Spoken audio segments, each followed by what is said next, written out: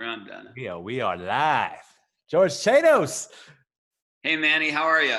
Hey. So I got to tell everybody to bring them up to speed real quick. First and foremost, how instrumental you've been in my personal life for many, many different reasons. There are probably less than a handful of people that I can say that I endear towards just committing to helping people and really caring about other people's growth.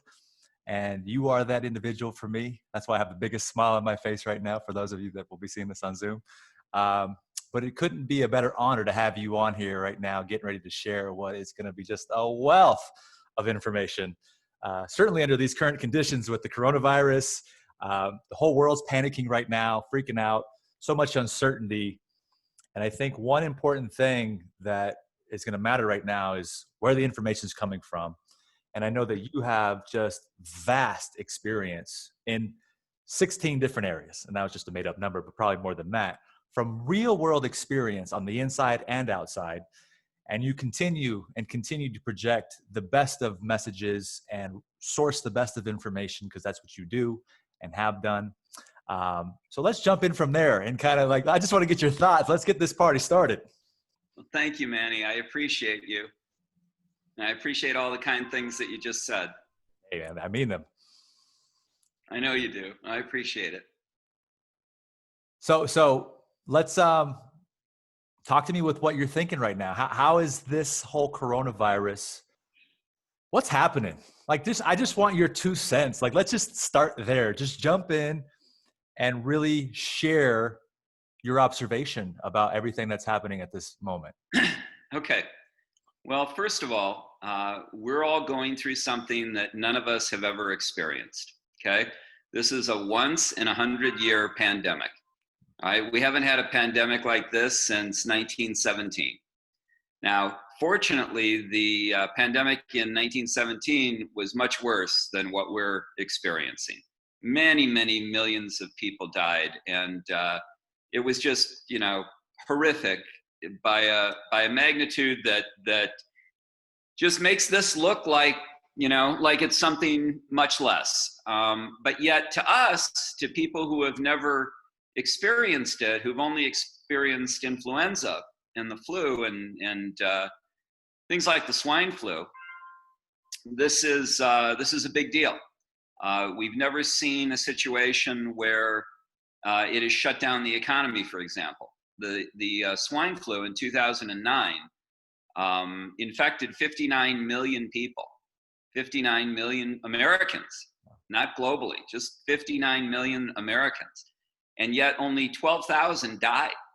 So it's a very different calculus because, you've got, globally, you've got this was last week, so the numbers have changed, but last week when I looked at the numbers, I think it was 2.6 million infected and 180,000 dead. That's globally. The numbers I'm sure are significantly higher already in just a week. And, where we are right now is so pandemics come in curves. So we're going to talk about a lot of things about this. First of all, we're going to get to I wish I'm going to count on you to ask the questions that people want to know. But I'm going to tell you what I know in the beginning, and then where I miss things and you want other information, you just ask me questions. Yeah, and let me jump in right there before we do go that direction, because this is going to be really important. I want to set everyone up in a good way to know why your facts and your perspective matter. Number one, you were in law for 30 plus years, and you are an avid researcher of data and facts and lineage of history and just consuming information and packaging it in a way so it's very digestible for everybody else to consume, like you've done in your books. We'll get to that later. In addition to that, you were the Attorney General of Nevada for multiple years there. So you have an insider's perspective and have worked with some of the global titans from an economic standpoint to really understand the business side and the impact of this from that standpoint. And you also happen to be the chairman of the board of a great franchise chain, Capriati's. And so you're really intertwined in this, not to mention your lovely wife, Donna, and great relationships. So like you have all of the background to come to us with something that is going to warrant us listening to you. And having said that, I will pass the ball back to you. I just wanted everybody to know where you come from, what your experience is, and why it matters.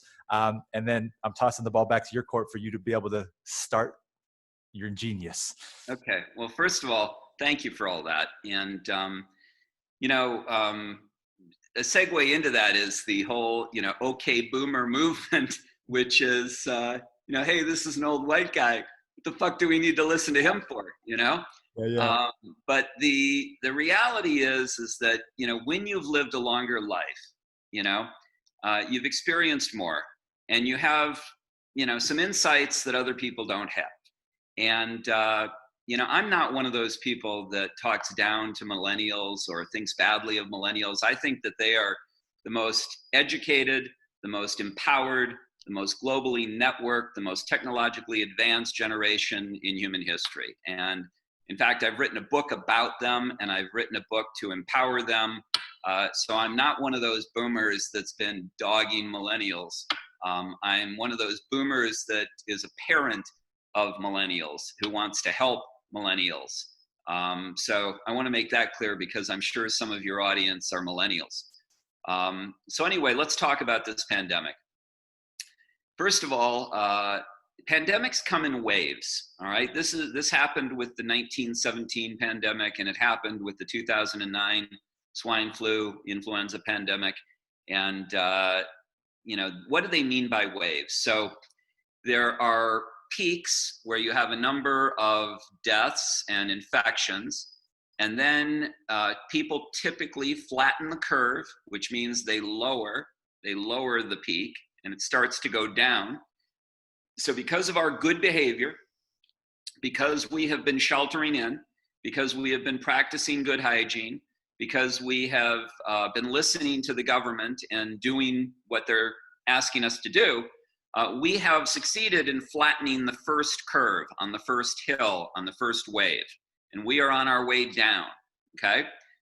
Now, we're heading into the summer, and the summer is typically has a positive effect on reducing viruses. It kills off the viruses, and how it does that is that if a virus is on a surface, for example, the sun will over time kill the virus. And so what is this virus? It's essentially a protein, and inside that protein is a fatty layer, and then inside that layer is the virus. And in order to kill that virus, you've got to get through the protein, you've got to get through the fatty layer, and now once the virus is exposed, once it's no longer protected by that protein or that fatty layer, it dies.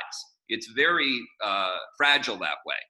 So, but that assumes that you've broken the protein and you've broken the fatty layer. Now you do that, for example, by washing your hands. When you wash your hands vigorously with warm water and soap, the soap will break the fatty layer. It'll break down the protein, it'll break the fatty layer, and it'll expose the virus, and the virus will die, okay? So that's why they say thoroughly wash your hands, and that's why they say, wash them for 20 seconds in warm water and with soap, because that ensures that you've broken all those proteins down, you've broken that fatty layer down, and you've killed those viruses successfully. Now, viruses that are sitting out on my porch on the table, if the sun is beating down on them, for a period of time, it's going to break through that protein, it's going to break through that fatty layer, it's going to expose the virus, and it's going to die. So that's helpful to us over the summer, okay? But it also may lull us into a false sense of security where we think that, hey, nobody's getting sick. We're good. Let's go back to EDC. Let's start the party, right? And the problem with that is that the virus is still out there. It's an invisible enemy. You can't see it, okay? And it's still out there. And it's out there in the bodies of people who are infected. They may be asymptomatic. They may not know they're infected. They may not have any signs whatsoever that they're infected, but they're virus carriers because they went to the gas station and they touched the gas pump, and some guy with the virus was at the gas station before them and he touched the gas pump and they transmitted it, and then they touched their nose right? Or they touched their eyes, or they touched their lips or their ears, and the virus entered. And, so now they've got it. So even though they've got it, they're asymptomatic, they're not showing any symptoms. So they're out there in the public and they're hugging people or shaking hands or coughing on, whatever, and they're spreading the virus. Now, in large crowds, this is far more likely to happen. You are far more likely to bump into somebody because in a large crowd, number one, your proximity to people is not 6 feet away. You're much closer to people. And secondly, if you're moving through the crowd, you're much closer to a much greater number of people.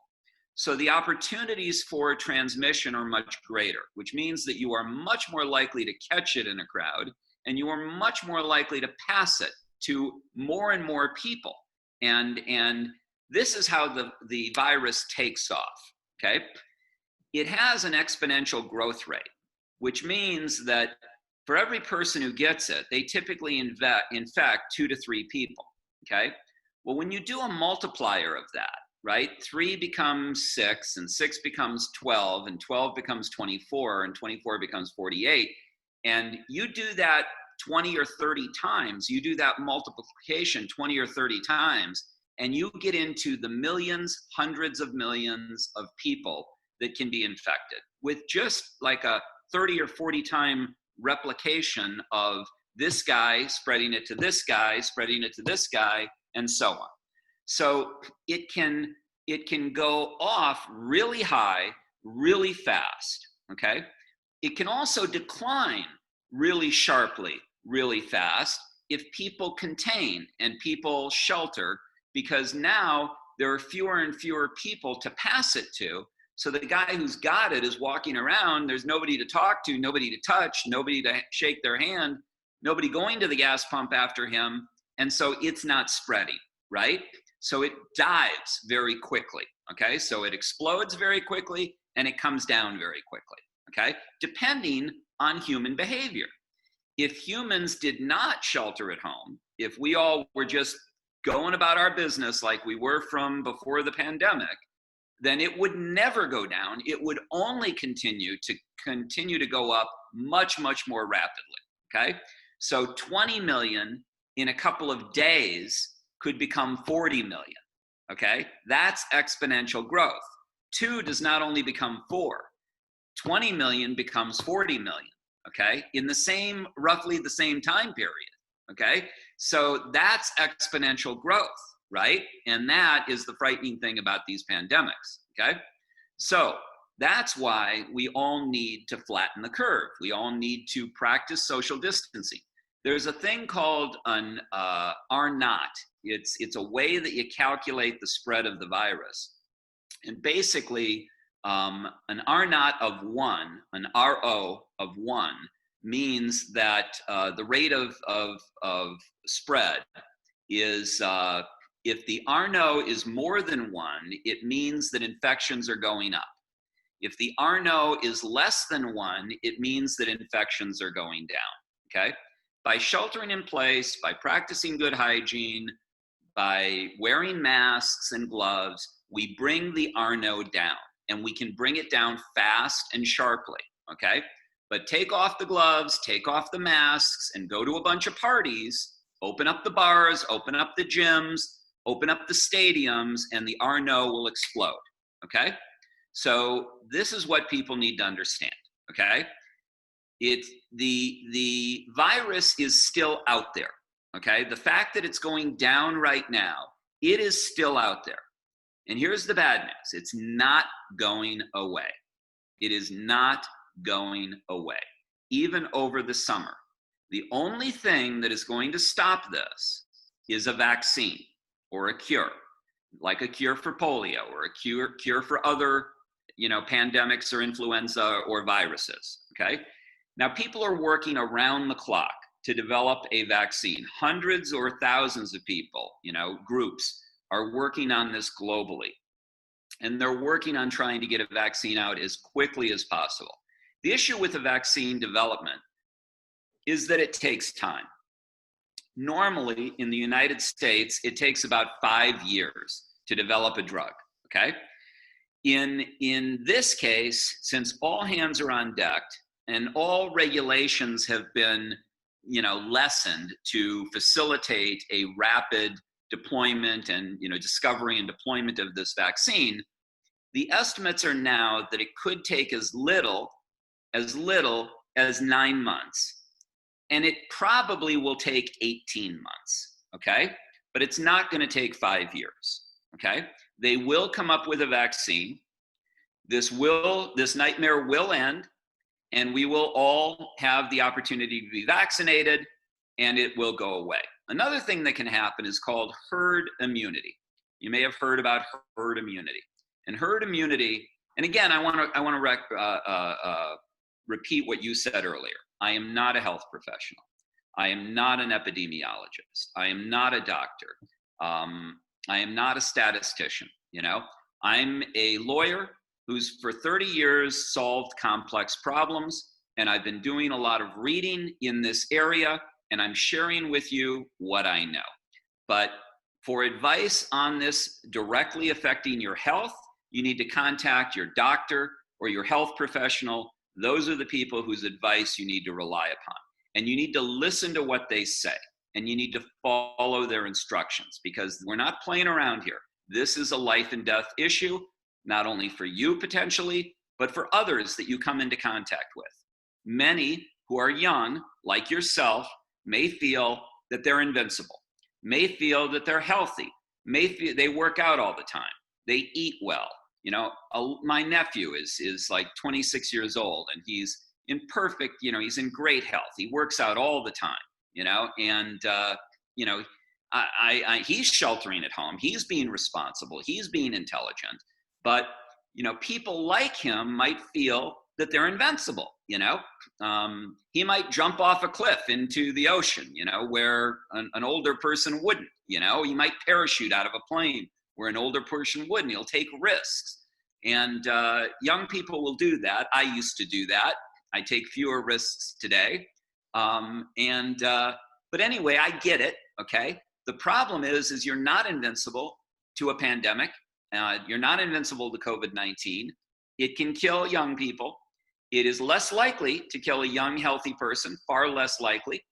But, you also come into contact with other people who are older than you are, who are not as, healthy, who may have diabetes or may have had a heart attack or may be obese or may have other, comorbidities that contribute to their vulnerability, and you need to think about them as well, right? You need to, not just think about yourself. So the way we beat this, the way society beats this, is we all work together, okay? We've seen that this works, okay?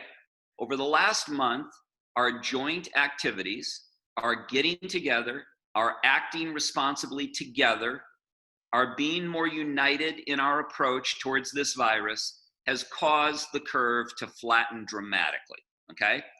New York hospitals were on the brink of overflowing a month ago, 20 days ago.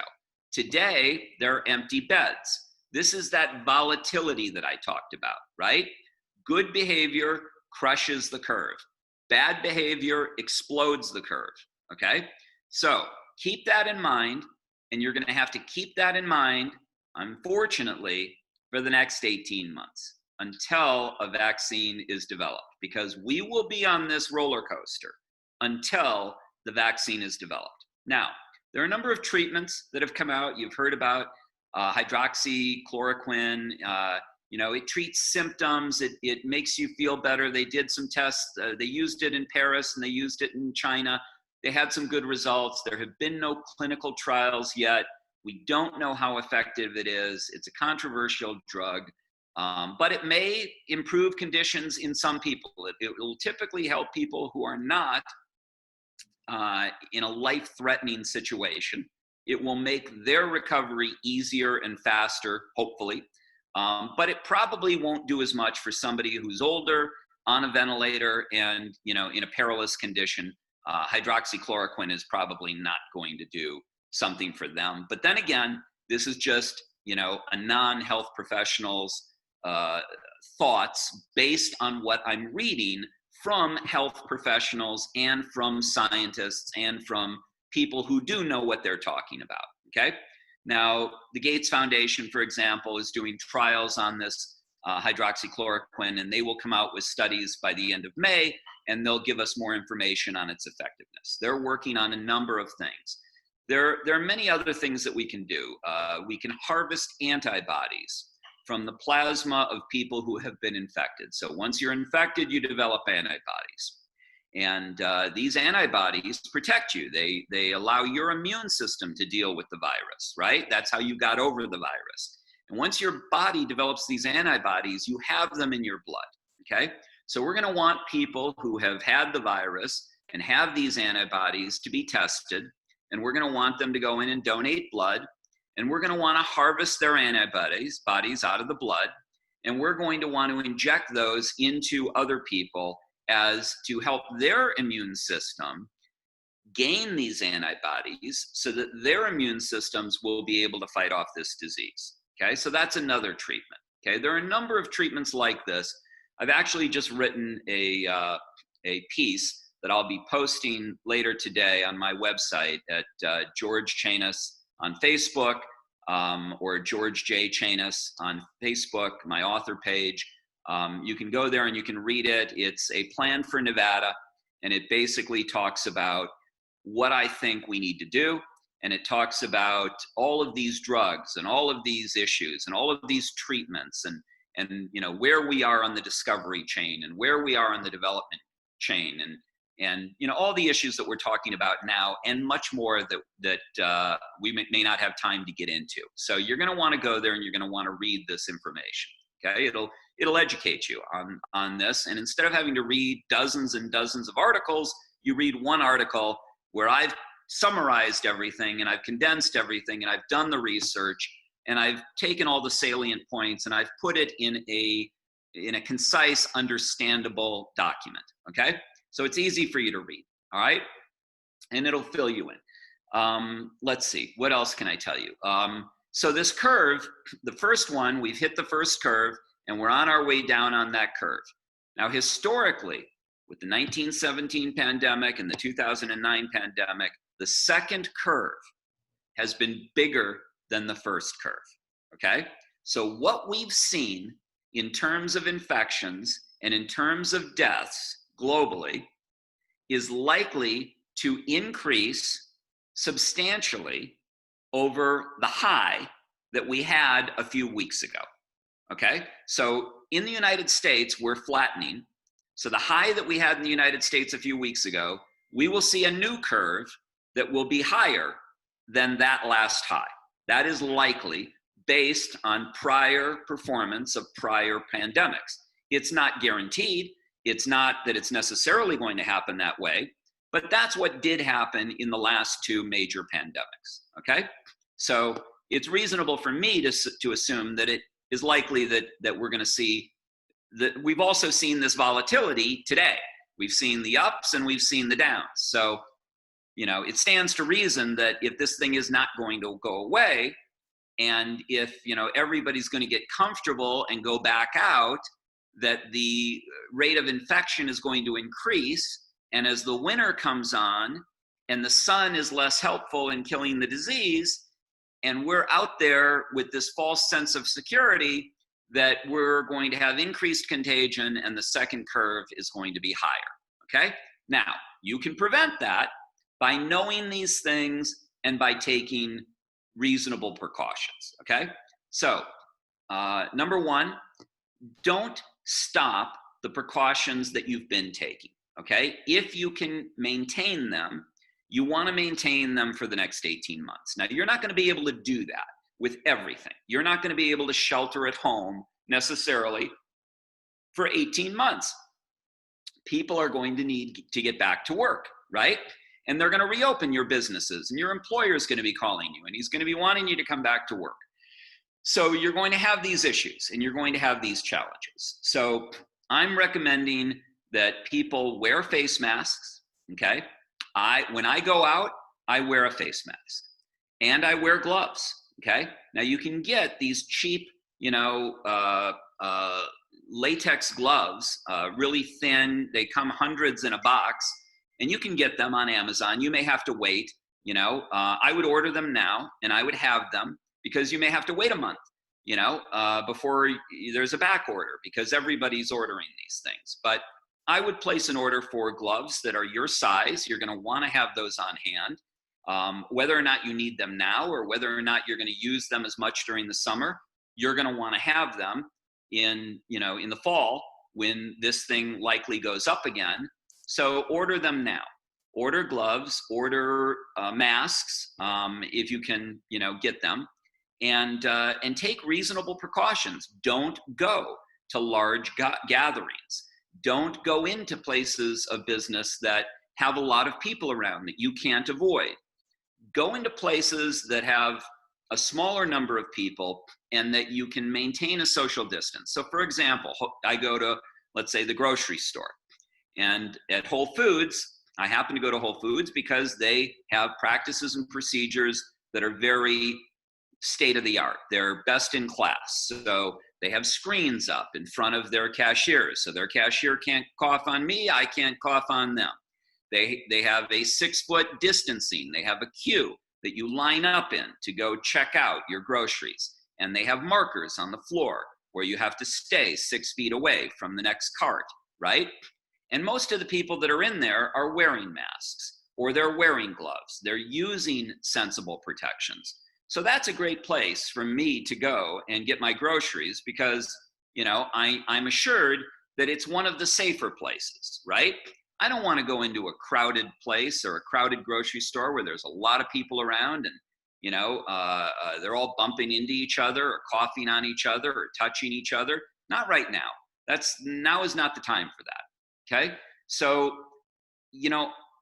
avoid that level of contact and avoid being the person that visits their contact on other people, right? So you don't want to be bumping into people. You don't want to be crowding up against other people. Be considerate, use common sense. All right, so these are some of the issues that I want to talk about. I wanted to talk about worry. I wanted to talk about depression. I wanted to talk about, loss of employment. These are also very important things, okay? A lot of people right now are worried. A lot of people are panicky, okay? So first of all, there's a few things that you need to know. Number one, there have been studies for many, many decades that talk about how often do things that we worry about really come to pass, right? So we worry about a lot of things, but not all of them happen, right? So statistically speaking, the studies have shown that 91.4% of the things that you worry about never happen, right? Because you worry about a lot and it just never happens. So what's the point of getting all worried about stuff if it's never going to happen? You're spinning your wheels. You're hurting yourself. There's a story from Buddha about the 2 arrows. The first arrow comes and injures me, right? The second arrow is how I think about what just happened to me. The second arrow also injures me because I get nervous and I get anxious and I get panicky and I get depressed, right? Well, Buddha says that the second arrow is optional, okay? You don't have to get hit with the second arrow, right? That's a choice, right? You're choosing to worry. You're choosing to allow this stuff to affect you the way that it is. These are choices, okay? You have Harvard neuroanatomist Jill Bolte Taylor, you can watch her on TED, has a talk about the anatomy of the teenage brain, and she talks about the fact that you have the ability to control your thoughts, okay? You have the ability to control your thoughts. Let me give you a real simple example of this, all right? Your brain, and one of the things that is important about the book that I wrote, and I know Manny's going to talk about it, one of the things that's important about Millennial Samurai, the book that I've recently wrote, is that it explains how your brain works, okay? You go out and you drive a car, and before you buy the car or you learn how to drive the car or anybody allows you to get on the road with the car, you have to be trained. right? You have to know how to drive. You have to know how to use the car, right? Before you can use your computer or your phone, you have to figure out how it works, right? How does the phone work? How does the computer work, right? And once you know how it works, you can use it, and the more you know about how your phone works, for example, okay, the more features that you can take advantage of, right?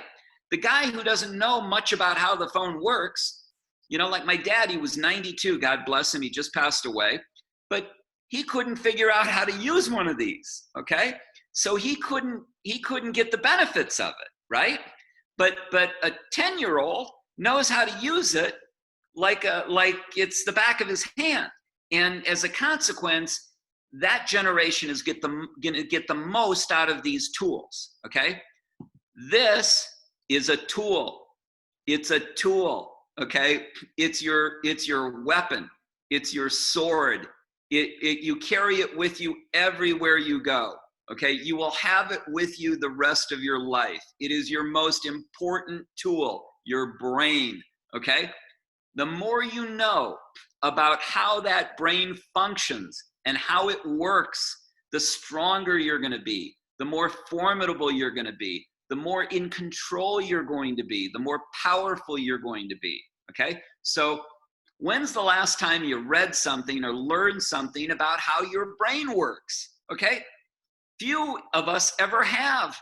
I never did. I'm 62 years old. I never did until the last 5 years. I've started researching the human brain, and I've started learning how the human brain works. And what I've learned has changed my life. It's changed my life. I already had a good life. I already did really well. Some of this was intuitive to me, and I studied, I read, I went to college, I went to law school. I improved myself throughout those years. But only over the last 5 years have I taken it to a different level, where I'm now learning about things that I never, ever knew about. I'm looking at the future. I'm learning about how the human brain works. I'm learning about things like artificial intelligence and blockchain technology and cloud computing and the Internet of Things and 3D printing and fab labs. And I'm learning about things that I never spent time learning before. And I'm amazed. I'm amazed at what I'm finding out. And it's going to be very powerful in my life to know these things. And so I've downloaded this information into this book, Millennial Samurai, and this is why you need to read it. But on the human brain, let me tell you some things about the brain. First of all, you have the ability to control your thoughts, okay? This has been studied. This has been proven scientifically, okay? You have the ability to increase your IQ, to become smarter. Okay, now we used to not think that that was true. Science used to tell us that we were born with a certain number of brain cells, and we died with that certain number of brain cells, give or take a few, and we killed some off along the way with drugs or alcohol or whatever, right? But generally speaking, we didn't have the ability to increase our IQ. Now, how do I know this? I know this because when I was 12 years old, my sister wanted me to take an IQ test, and I said, you know what? I don't want to take it right now. I want to wait until I'm older because I'll score higher, okay? And my sister said, no, that's not the way it works. Whatever your IQ is today at 12 years old, that's what it's going to be at 60, okay? IQs remain constant. And this is what all the scientists, all the neuroscience, all the brain scientists believed back when I was 12 years old. Well, we've learned more about the human brain in the last 5 years than in the last 5,000 years. And we now know that that is not true, okay? I was right. If I took the IQ test today, it'd be higher than it was when I was 12 years old, because you do have the ability to increase your IQ, okay? So if you want to succeed in life, part of succeeding in life is being healthy, right? Part of it is increasing your IQ. Part of it is, going out and stepping out of your comfort zone and being willing to take risks and take chances. Part of it is just being smart and and being goal-oriented and being, moving forward towards your goals, right? So all of these things contribute to your success, but understanding your brain is a big part of it. So what do we know about the brain? We know that your brain receives 11 million bits of information per second, okay? Every second of the day, since the day you were born, you've been receiving 11 million bits of information per second. Now, your brain can only consciously process, there's important distinction there, consciously versus unconsciously. Your brain can only consciously process 15 to 50 bits of information per second, which means that the rest of the 11 million bits of information per second is coming into your brain outside of your conscious awareness through your subconscious brain, okay? Now, if you think about the opportunities for manipulation and misinformation, they are staggering, because information is coming into your brain that you're not even aware of, right? If you're not even aware of it, it's very hard to guard against it, right? So the opportunities for you to be manipulated by misinformation are tremendous. And we have a real problem there, because we have a divided country right now, which is a huge issue and a huge problem. I believe the greatest problem facing humanity today is our division, okay? Not global warming. Global warming is an existential threat. It is a life and death threat to the planet, but it is not immediate. It won't happen for 20 or 30 or 40 or 50 or 100 years, if at all, okay? And to create a major problem. But division is what created the Civil War. And we had more Americans die in the Civil War than in all of our wars combined. In Vietnam, World War II, Korea, add them all up, and they don't equal the number of lives lost, the 700,000+ lives lost in the Civil War. Division is our greatest existential threat and our most immediate existential threat. It pales in comparison to everything else. Everything else pales in comparison, to it. It's bigger than the pandemic. It's bigger than anything. It affects the pandemic. Right now, we have people that are protesting in the streets about, let's open up.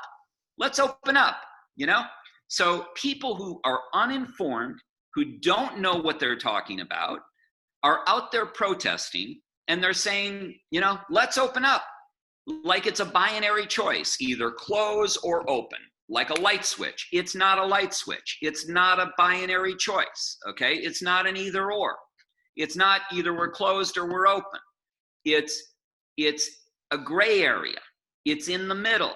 Yes, we need to open. Yes, people need to get back to work. Yes, people are suffering. Yes, people need incomes. Yes, some people are dying and starving. Yes, some people are committing suicide. Yes, we need to reopen, but we need to do it in a way that, number one, keeps the infection rate, the R naught that I talked about, the below 1, right? We don't want it above 1, because then you get exponential growth. Then we all get sick. Then we have to close again. These businesses are not yo-yos, right? You can't just open them and close them and open them and close them and open them and close them and think that they're going to survive, okay? So yeah, you want your job today, and I want you to have your job today, but if we open up too prematurely and we don't do what we need to do, the business that you work at is likely to close permanently. And then what are you going to do, right? And then what are you going to do? Then you're not going to have a job permanently, instead of not having a job for a month, right? So suck it up and deal with the fact that you might be out of work for a month, okay? We're going to reopen, and we're going to do it intelligently, okay? And if we do it intelligently, then you're only going to have a month or two downtime, okay? And we can all get through that. We can all survive that. Some people who have no money, now this is hard for many people, because 78% of the public, 80% of the public doesn't have $1,000 in their savings account, okay? So those people, closing down for a month, closing down for 2 months is not a minor thing. It's a huge thing, okay? They may have to be eating beans and rice. They may not be able to pay their rent, right? So there are things that we need to do, right? Government needs to step in. We need to impose rent controls, right? We need to have a tolling period where you don't have to pay your rent during these time periods, where landlords take the hit who can better afford it, or the banks take the hit who can better afford it, right? And then we have the come in and bail out the banks like they did in 2008, right? Maybe to make up for some of the shortfall in you're not paying your rent and your landlord not paying his mortgage and the bank who's holding the note taking a hit. The federal government comes in and helps the bank, but meanwhile, you haven't had to pay your rent, okay? So there are things that we can do and should do, okay, to try to help people. I want to help people, okay? But I want to do this the intelligent way. I'm playing the long game here. I'm not playing the short game, okay? This is an 18-month marathon that we're in, okay?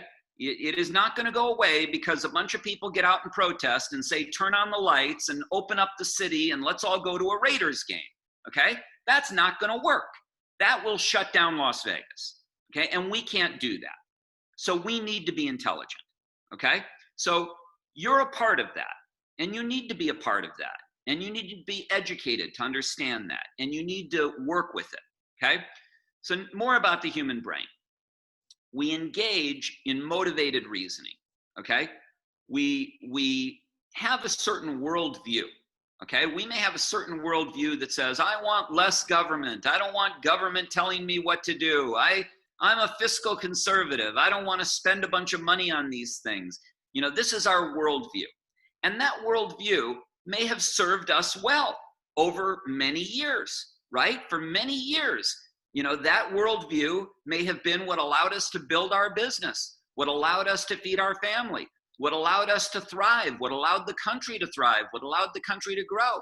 So of course, we're wedded to that worldview, right? We believe in that worldview because it's been confirmed to us time and time again. And then all of a sudden along comes a 100-year pandemic and the world changes and the rules are different and it just doesn't apply anymore, okay? So some of these views that you have, they just don't apply to what we're dealing with, right? Which is why you have to follow the science, okay? This is why they say follow the science, because the science is non-negotiable, okay? It doesn't matter what you think. The science and the virus don't respond to your thoughts, right? They could give a shit that you are a fiscal conservative, laissez-faire capitalist who doesn't believe in government control and wants to open up the economy. The virus is still gonna infect you and infect and kill your family potentially and infect the rest of us. So you need to stop being stupid. You need to listen to the scientists, all right? You need to not be out there protesting in the streets about how you want things the way you want them. That's not the right thing to do. Okay, the right thing to do is to remain calm, to remain intelligent about these things, to do your homework, to think these things through, to play the long game, to think ahead, play the chess game out, understand that if you just open up and remove all restrictions, the spike is going to go way up and you're going to have massive infections and you're going to have the hospitals being overwhelmed. And then people who are having heart attacks will not be able to get into the hospital. People who need kidney dialysis will not be able to get into the hospital. People who have broken legs or are in car accidents will not be able to get into the hospital because they are jammed with people who are suffering from the effects of mass contagion of this virus, okay? We don't want that. And guess what? If that happens, nobody's gonna come to your business, okay? Nobody's going to come, right? If Las Vegas turns into a big petri dish, right? You think people from California are going to be driving over and saying, hey, let's go swimming in the pools in Las Vegas? It's not going to happen, all right? So that will kill the economy. That will kill your job, not just for a month or two, but for a long time, okay? So we have to be smart. We have to use our heads. But motivated reasoning works on an unconscious level, okay? So we have this worldview and information that is inconsistent with our worldview our brain sets up a roadblock. It challenges it. It says, hey, this is not what I know to be true. This is not what, I've seen my whole life. This is not what, all the information I have up here is telling me is the right answer. It's different, right? So I'm gonna resist that information that conforms to my existing worldview is opened up. My brain opens up to that information immediately and says, hey, I recognize you. Come on in. That information is good information. Now think about how that affects people when they're watching Fox News or they're watching CNN, right?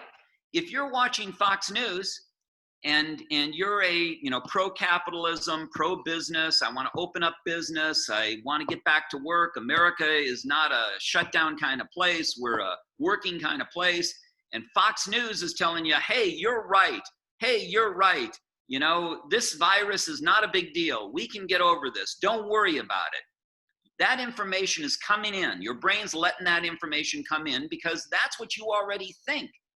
Now, this media group, whether it's CNN or it's Fox, they are broadcasting, they are creating programming that feeds the confirmation biases of their existing audience. They want viewership. They want to maintain their ratings. They want to increase market share. Okay? They want to sell you the bar of soap that you want to buy. Okay? So they tell you what you want to hear. They tell you what you already believe. They're not telling you the truth. How do you know that? Because one is saying one thing and the other guy is saying the exact opposite. They can't both be telling the truth, right? Can they? No, they can't. Okay? Now, the other one,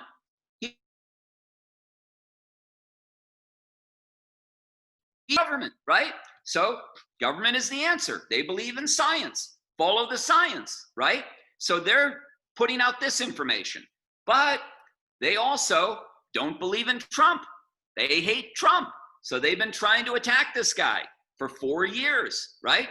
Now, whether he deserves it or doesn't deserve it is a story for a different day, and we can get into that, at another time. But the bottom line is, because they have been relentlessly attacking this guy for 4 years, they have become the boy who cried wolf.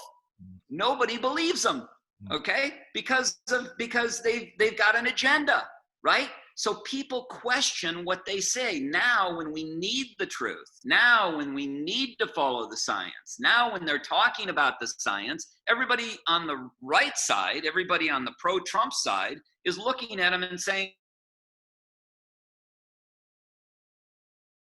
Trump, they've been saying all these bad things. They've never said a good thing, not one good thing about him, day after day after day after day. You can't all be bad, right? The guy increased employment. We had the highest stock market in history, lowest unemployment rates in history in 50 years, lowest minority unemployment rates. He did some good things. No matter what you think of the guy, he did some good things. Give him some credit for the some good things that he did and call him out on the stupid things that he does, right? Be real, be truthful, be honest, okay? But media doesn't do that. Fox praises him every day, and CNN, knocks him down every day, right? That's not honesty from either direction. So neither of the medias are giving us honesty. Go back to what I told you about the human brain, 11 million bits of information per second, 99% of it coming through your unconscious, outside of your conscious awareness. You're sitting on the couch, you're watching this shit on TV, and it is bombarding you, boom, boom, boom, boom, with misinformation, more and more misinformation.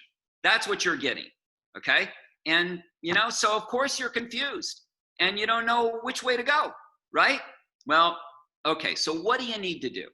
You need to think critically, you need to be smart, you need to take things with a grain of salt, you need to understand the dynamics of how this is all happening, right? I watch both Fox and CNN every night, in addition to all the reading that I do. So I educate myself. I learn what the facts really are. And then I watch and I see how they're portrayed on Fox and how they're portrayed on CNN. I'm not watching Fox and CNN to educate myself because I've already done that through my reading, okay? What I'm doing by watching them is I'm watching their influence on you, okay? I'm watching how they're impacting you so that I know how the public is likely to behave, okay? Because the public is mostly just consuming them, okay? So if you're mostly consuming them, you're going to behave the way that they are manipulating you to behave. And if Fox is telling you to get out there and protest, or showing you protests around the country that make you want to have your own little protest, okay, you're going to go do it.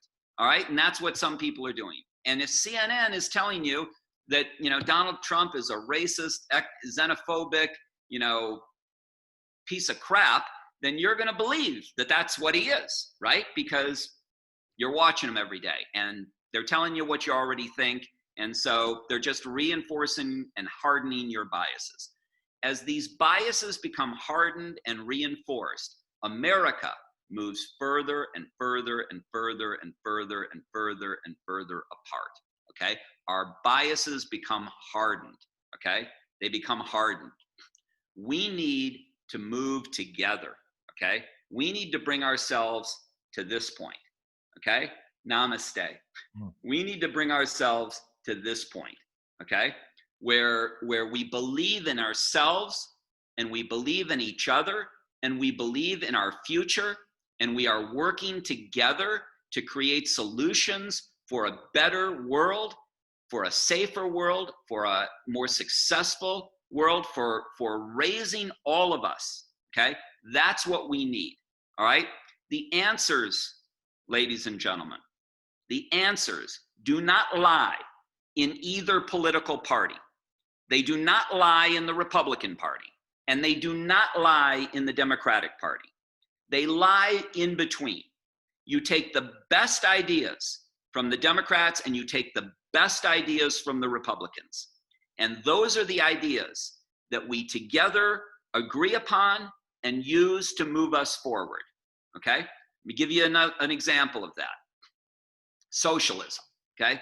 There's a lot of talk about socialism today. Bernie Sanders is this big proponent of socialism, right? Alexandria Ocasio-Cortez is a big proponent of socialism. Democratic socialism, social democrats, whatever the hell they want to call it, all right? Here's the problem with that. Idealistically, it's great. Want to help everybody. Free healthcare, free education, shit, free everything. Be great thing, right? The problem is somebody has to pay for this stuff, right? Somebody has to pay for this stuff, right? So if you throw capitalism out, and 40% of millennials don't believe in capitalism, if you take capitalism and throw it out, right? Let me ask you something. Who the fuck's gonna pay for all this shit, right? Who's gonna pay for the free healthcare? Taxpayers. Yeah, well, they don't have. If you don't have capitalism, you don't have people who can pay taxes, right? So they don't have any money, right? So if business declines, radically declines because we reject capitalism, people don't have money. Now you go to Greece. I'm Greek. You go to Greece. Greece was ahead of its time. Okay, Greece was the birthplace of Western civilization. All the great philosophy, medicine, architecture, engineering, astronomy, it all began in Greece, ancient Greece, okay? The Romans took a lot of this from the Greeks, okay? The Greeks had a head start on everybody. A friend of mine, because now Greece today is collapsed. Mm-hmm. There is no Greece. Greece has been decimated economically. Why? Ask yourself why. A friend of mine, a great Irish guy, he's a guy named Sean Conlon. He's the host of NBC's The Deed. Sean Conlon, his guy came over from Ireland with $500 in his pocket, got a job as a janitor, went to night school, got his real estate license, and now he's done over $1 billion in real estate transactions. Smart guy, real smart, hardworking, wonderful guy. He says, "Hey, Chanos, What happened to you Greeks? You had a 3,000 year head start, right? So what did happen to the Greeks, right? Well, the Greeks were an enlightened culture, and they wanted to have a good society. They wanted to take care of their elderly. They wanted to take care of their poor. They wanted a socialist government, and they got one, okay? And what happened? Well, when the socialist government started saying, hey, we're going to give everybody everything for free, and we're going to just tax you guys who have money, what do you think the guys who have money did? They left. They took their ships, their shipping tycoons took their ships and they titled them in the Bahamas or in Cyprus, outside of Greece where they couldn't be taxed, okay? They cheated on their taxes. They lied about their income. They didn't pay their taxes, okay? Because they got sick and tired of the government saying, I'm gonna take 60, 70, 80%, 90% of your income. You go out and work your ass off, and I'm gonna take 70, 80, 90% of it and see how long people wanna work, okay? They won't, okay? So when they stop working, you can't tax them. And if they cheat and hide their money, you can't tax them. And if you can't tax them, you can't pay for anything. And if you can't pay for anything, there is no free education. There is no free healthcare. There is no free anything, okay? The whole system collapses like it did in Greece, okay? Now, the creditors came in, so the government says, well, we don't have any money. We don't have any tax revenue. So what do? Well, we'll borrow it. We'll borrow it. So they go to the Chinese, or they go to the Germans, or they go to the Saudis, and they say, loan us some money. So now the bankers come in, and the bankers say, well, what's your source of repayment? How are you going to repay this loan? And the Greek government says, well, we'll repay it, we'll tax people. And the Germans and the Chinese laugh, and they say, well, who are you going to tax? You've already been trying to tax them, and they're not paying. That's why you're borrowing from us. You have no income. You have no source of repayment. Now, normally, a lender would say, I'm not loaning you the money because you have no source of repayment, right? But the Chinese looked around and they said, you got some assets. You got some shipping ports. You got some railroads. You got some airports. You got some beachfront property. You got some islands. How about if you secure those loans with those assets? And the Greek government, the Greek socialist government, said, okay, and they secured their assets for these loans. Guess who owns the ports in Greece today, and the railroads and the airports? The Chinese. Yep. Okay, they defaulted them, and they came in and they seized their collateral and they got it for pennies on the dollar. Pennies on the dollar. They bought these assets for 10 cents on the dollar because there were no other bidders, okay? And they just bid their debt that they were owed, and nobody would bid as much as they had in debt. So they got the assets. And the Greeks still owe most of the money that they borrowed. It's been ruinous for their economy. We can't afford to do that in the United States, okay? And the Bernie Sanders of the world may be well-intentioned, and they may want good things for us, and they may believe that people are hurting and they need help, and they're right about all of those things, okay? But they're wrong in their approach. We need a balanced system, just like we need a balanced system in dealing with this pandemic. We need to take the best ideas from the capitalist side and from the socialist side, and we need to create a society that blends the best ideas of both, okay?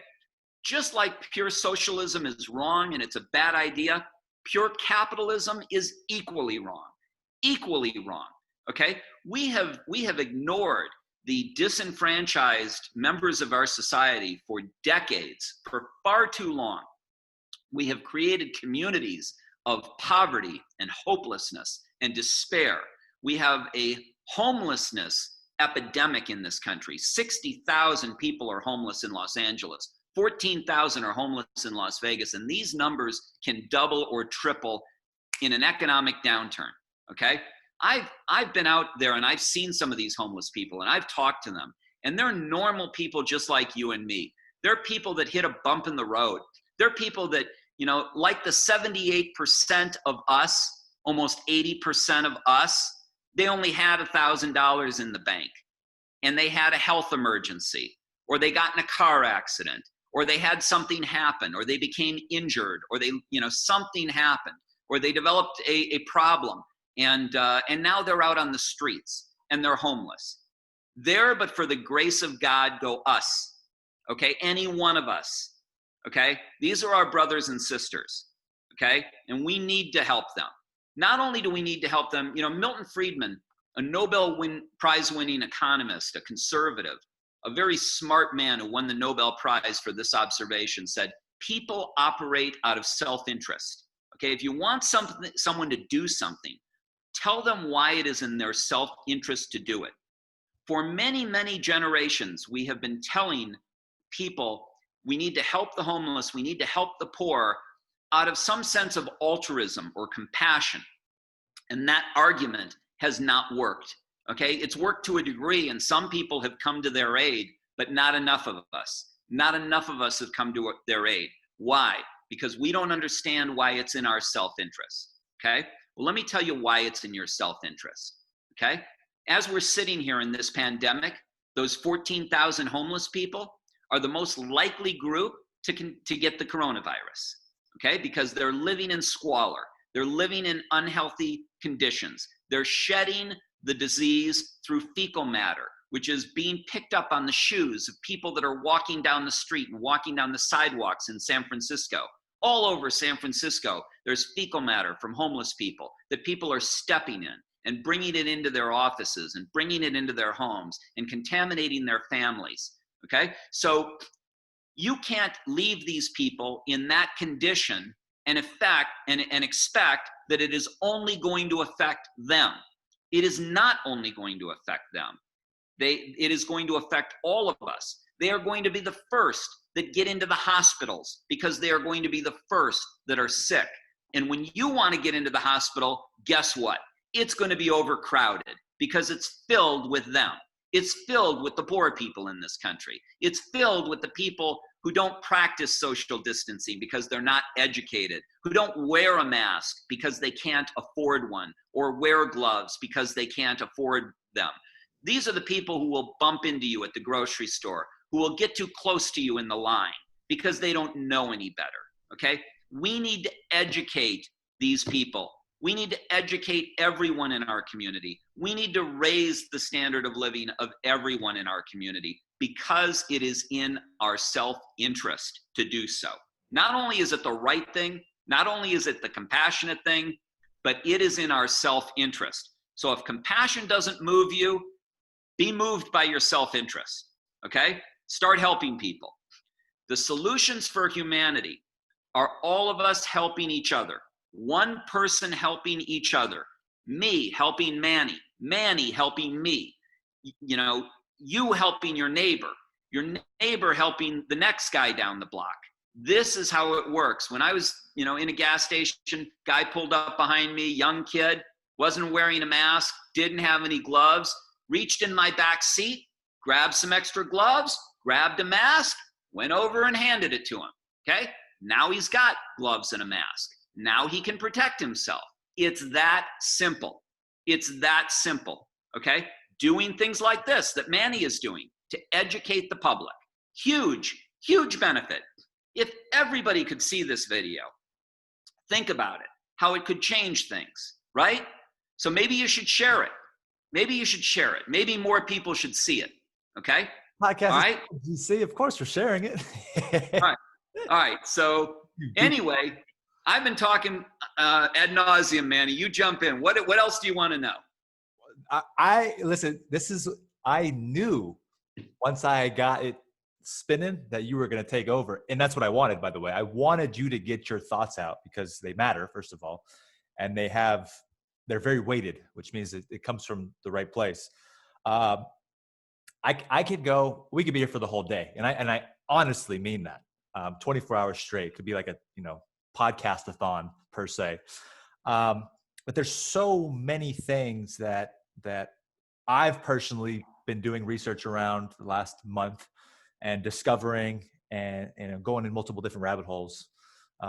Obviously, to talk about all of them would probably drive us crazy. But let's talk for a second about the industries and kind of the people that are being affected by this right now. And I kind of want to go into, how you are as the chairman of the board of a big franchise sandwich shop chain, like what's the adaptive process and the psychology to help those people. But first off, let's start over here. We live in Las Vegas. I'm right here on the Strip looking out over all these casinos. There's nobody on the streets except for the bikers. And it looks like the Tour de France has moved from France to the Strip as everybody bike rides. But the hospitality industry, potentially decimated. The restaurant industry, decimated. Retail, same thing. Okay. Now, if you didn't make it big in those industries, you got, a nice percentage of the workflow. I think they said upwards of 26 million now have filed for unemployment. That's about 10% of the total jobs that are in the economy right now, 260 million, when you got kids and parents and all these people that aren't working, what have you. What are these people needing to do right now, thinking about, well, I might not be back at work in a service job or in a normal environment that I've become familiar to for so long. And it can work for anybody. How can these people begin to put themselves in position to change themselves and maybe transition to another place, develop a skill, go this way, and understand and accept that this is real and that, it could be something that's happening for the long haul. And that's kind of where I want to start with there. So I want to tap into your, like, what's really happening and what you could really offer to some folks that need that the most. Because yeah, you're right. Like I understand where you're coming from. I do think that, you've got polarizing mindsets when it comes to this whole thing, go protest, open up because the economy's going to shit. You've got the public health crisis. So people need to be safe. It all makes sense. And what I like the best is bringing the information where people can make their own decisions, because I think that's the most important part. Be informed, but don't just guess. And so start with that. I mean, go in that direction for me and help me help them. Like we've just said, adapt, like really start to think about pivoting. Let's talk about it. All right. So first of all, Capriati's. Okay. So I'm the chairman of the board of a 106 unit sub sandwich franchise that is one of the fastest growing, before the pandemic, was one of the fastest growing QSR, quick service restaurant franchises in the country. Okay. It is a 40-plus-year-old brand with 106 stores open and about 175 stores in addition that have signed up to build franchises and open. So we were just hitting our J curve, and we were about to really, take off to the moon with this company. And then all of a sudden in comes the pandemic, and 106 stores are forced to close to the public. Now, we were soon allowed to open for online sales, right? So here's what we did. First of all, I have more than two. I have a team of people that run the day-to-day operations of our company, okay? Three of the key players in that are my partners, Ashley Morris, Jason Smiley, and David Bloom, okay? I also have on my board with me David Barr, who's the former chairman of the International Franchise Association. He's a brilliant guy, and he knows this business, and he knows how the industry is being affected, and he knows, and he's very involved with government action and lobbying and working with these issues. But we were hit with this crisis, and we had to pivot. We had to pivot and adapt, okay? So first of all, we were about to move into a brand new area called Ghost Kitchens, which is a phenomenal new opportunity in franchising, and we are still doing that. We are still doing that today, okay? But we would have been doing it in a much bigger way, in a much more accelerated fashion if it weren't for the pandemic, but we're still doing it, and we're still growing with it. We took all of our over 100 people at corporate, and we sent them home. We sent them home to work from home. So they are still working, but they are working from home, okay? And they're working from home just like you and I are talking right now on Zoom, okay? So you don't need to be physically in the same location to run a business. You can run a business virtually, and Capriati's is doing that. We are at the cutting edge of technology and innovation in terms of adapting to this and going online with both our workforce and our products and our business model, okay? Now, fortunately, we had a certain amount of online business. Maybe 50% of our business was online, okay? The rest was not. So we had to take that 50% and we had to expand it, right? We had to increase our online business, right? Which is what we've done, all right? Now, we've done it successfully. In the restaurant industry, in the fine dining area, business is down 70%. Most of those businesses are going to close and go out of business, and they're going to have to reopen and reemerge after the pandemic. Not a lot of people are going to be doing fine dining right now. It's the wrong business to be in right now, okay? Family dining is down 50% nationally, maybe globally, okay? QSR, the segment that we are in, is down 30%, meaning revenues are down 30%, okay? Capriati's revenues are down 14%, okay? So we are doing more than twice as good as the average business in our segment of the market. And the reason that we are doing that is that our people have pivoted and adapted to the online space quickly and successfully, okay? Now, as we continue to expand in that area and put marketing dollars into that area and continue to push the online ordering of our incredibly good food, okay, which has a rabid following. I don't know if you know about Capriati's or people watching know about Capriati's, but we've been around for 40 years. And, we had a wedding in Las Vegas. We invited our fans to go out and buy a sandwich and rent a tuxedo and come and marry their sandwich at a little chapel. And we had 200 people that went out and rented tuxedos and bought sandwiches and lined up in the sun to marry their sandwiches, okay? That's the kind of fanatical fan base that Capriati's has, okay? Those people aren't going away anytime soon, okay? They love our food. We deliver a good product for a fair price and people love it. So they go online and they order it, and we're very grateful to them. And we provide good service, and we have the state-of-the-art, cutting-edge, best-in practices, cleanliness, and pandemic preparedness procedures. We've got our people wearing masks and gloves and deliveries, handling your food carefully and making sure that we are, looking out for your health interests, okay? So not only are we delivering quality food at a fair price, but we're doing it safely, all right? So our business is not getting crushed. We're getting hurt, okay? We've slashed executive compensations. We've slashed everybody's compensation in corporate by 25%, okay? So we've all taken a hit, okay? And it's painful because you rise to a certain level of income and then your spending habits rise to that level too. So you get a bigger house, you have a bigger mortgage, you have car payments, you have tuition payments, you have all these things.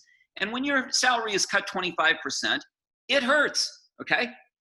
Now, some of you are saying, well, yeah, I wish I was in that level of pain. I'm in much greater pain because I don't have $1,000 in the bank and I don't have any income coming in and I'm really fucked.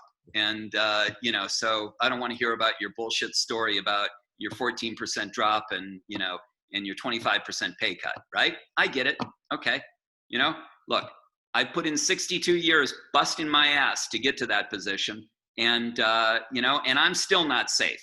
I'm still not safe. I'm not out of the woods, okay? This thing could get worse. I could get crushed. I could get decimated. I could be one of those homeless guys, okay? So I take nothing for granted, all right? And neither should you, okay? So what do? What is the guy who's got, no income? He's worried about putting food on the table for his family. What does that guy do? Okay. My God, first of all, what a horrendous, situation to be in. I can't even imagine if I were faced with that level of challenge. Okay. So I don't have all the answers. Okay. There are no magic bullets. I wish I could just tell you, this is what you do. Okay. But it's not that easy. Okay. Part of what is going to happen is that society is going to have to assist you. Okay. Society is going to have to help. Okay. The federal government has tried with a $2 trillion stimulus package. They've sent out checks to people. They've put people on unemployment for 4 months. Some people are getting more in unemployment than they were getting when they were working for the next 4 months. So these are temporary measures to try to ease the pain that you're experiencing, okay? And the state and federal government will have to continue to step up. They'll have to do things like impose rent controls so that landlords cannot, already in Nevada, you cannot be evicted right now for not paying rent. So if you don't pay your rent, you cannot be evicted. Not right now, okay? Now, what they need to do is they need to do something along the lines of a rent tolling, or where landlords just agree and you agree contractually that they're going to put that rent that you can't pay today, they're going to put it on the back of your lease, okay? And you're going to have, if you had a 2-year lease, you're going to have a 5-month lease, 2 years and 5 months, and for 5 months they're not going to charge you rent. Something like that, okay? These things might be able to be voluntarily renegotiated with your landlord. Rent reductions can be potentially renegotiated with your landlord. And if worse comes to worse, I would personally stop paying my rent. And then the landlord is not going to be able to get legal recourse. He's not going to be able to get you evicted. And so you're going to be able to live there for a period of time. And, that's in a worst case scenario. I think that the government needs to come in and impose rent controls so that they manage this issue so that you don't have to just not pay your rent, right? So that there's a more orderly process of how this is handled. That's what I believe needs to happen, all right? Now, some people will say that's socialism. Well, you know what? It is. But to a degree, we need to have a bit of socialism, okay? We also need to have capitalism. We need both. I said this earlier, okay? So it's not all capitalism. It's not all respect for the landlord and respect for the banks. Sometimes we have to help out the people in need. And these are one of those instances.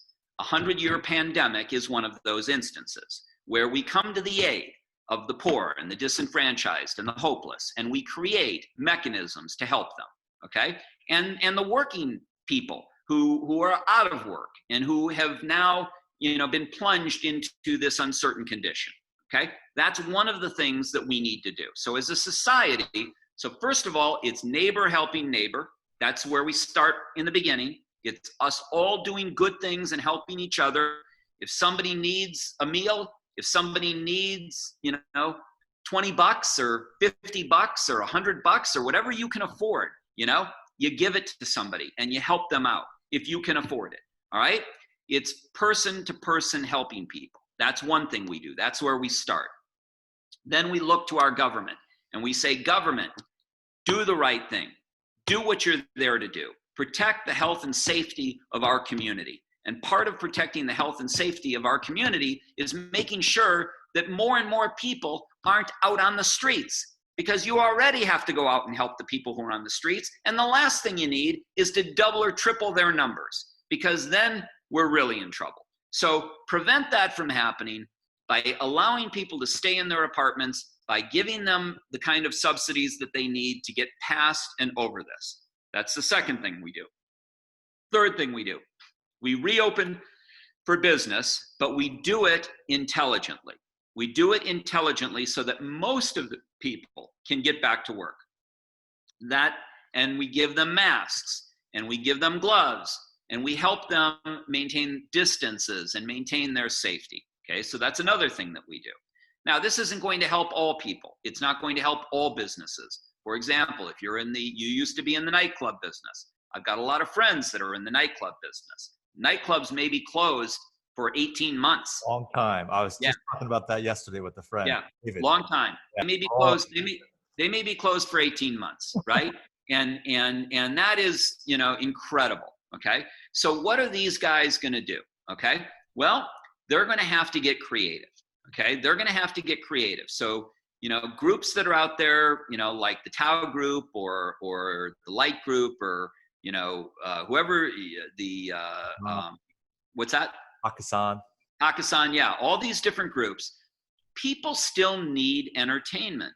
Okay. And they still need to relax and unwind. And they still want to listen to, Steve Aoki and Tiesto and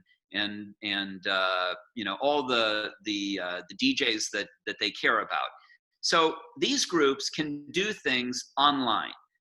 One of my friends who used to be the assistant to the president at Hakkasan, a woman named Lynn Freeman, is now in Ibiza. And I just saw something online that she's doing.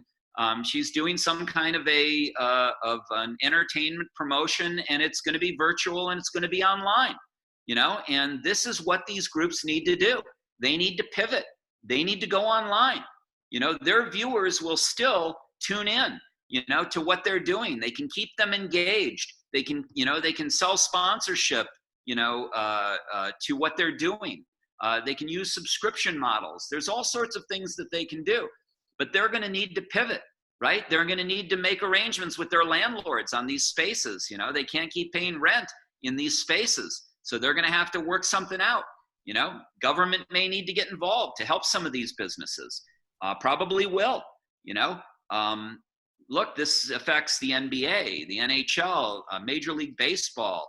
It affects Clear Channel. It affects it affects Hollywood. It affects the movie theaters. It affects everybody. So government is going to have to be involved in helping us get ourselves out of this situation. And science, the scientific community, is going to have to go full speed on developing this vaccine and ending this national nightmare. All right. So these are some of the things that have to happen. What else can we do to these people that you're talking about? What other advice can I give them? You have to find opportunity in adversity. You have to do this throughout your life. It is a critical key to success. Okay? When you are faced with adversity, you cannot be the woe is me, I've been hit with this adversity, I'm going to just get into a fetal position and cry. You cannot be that person. Okay? You have to be, first of all, resilient. Okay? You have to be a survivor, number one. Okay? And resilience is setting realistic expectations, having a realistic view of the world so that you won't be over disappointed and depressed at what your condition is. Have realism, be grounded in reality.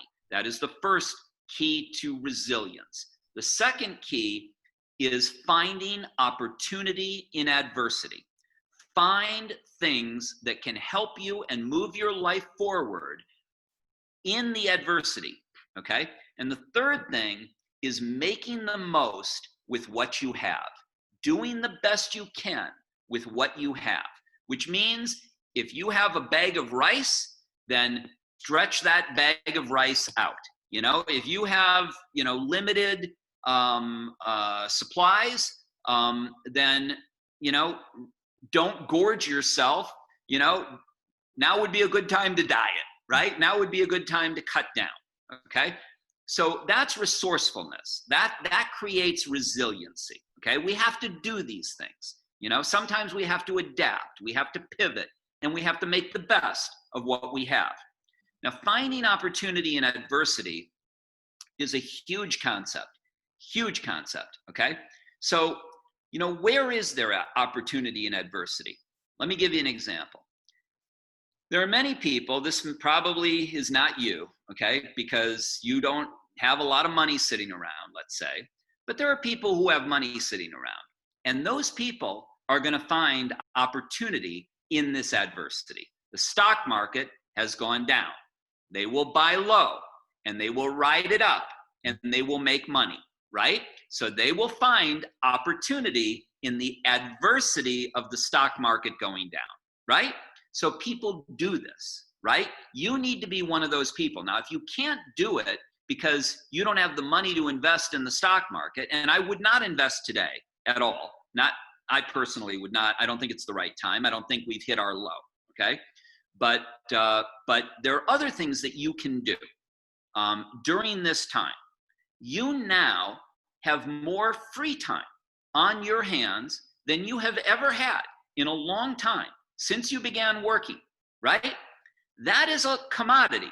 That free time is a commodity. It's an asset that you have, okay? It's an asset that you have.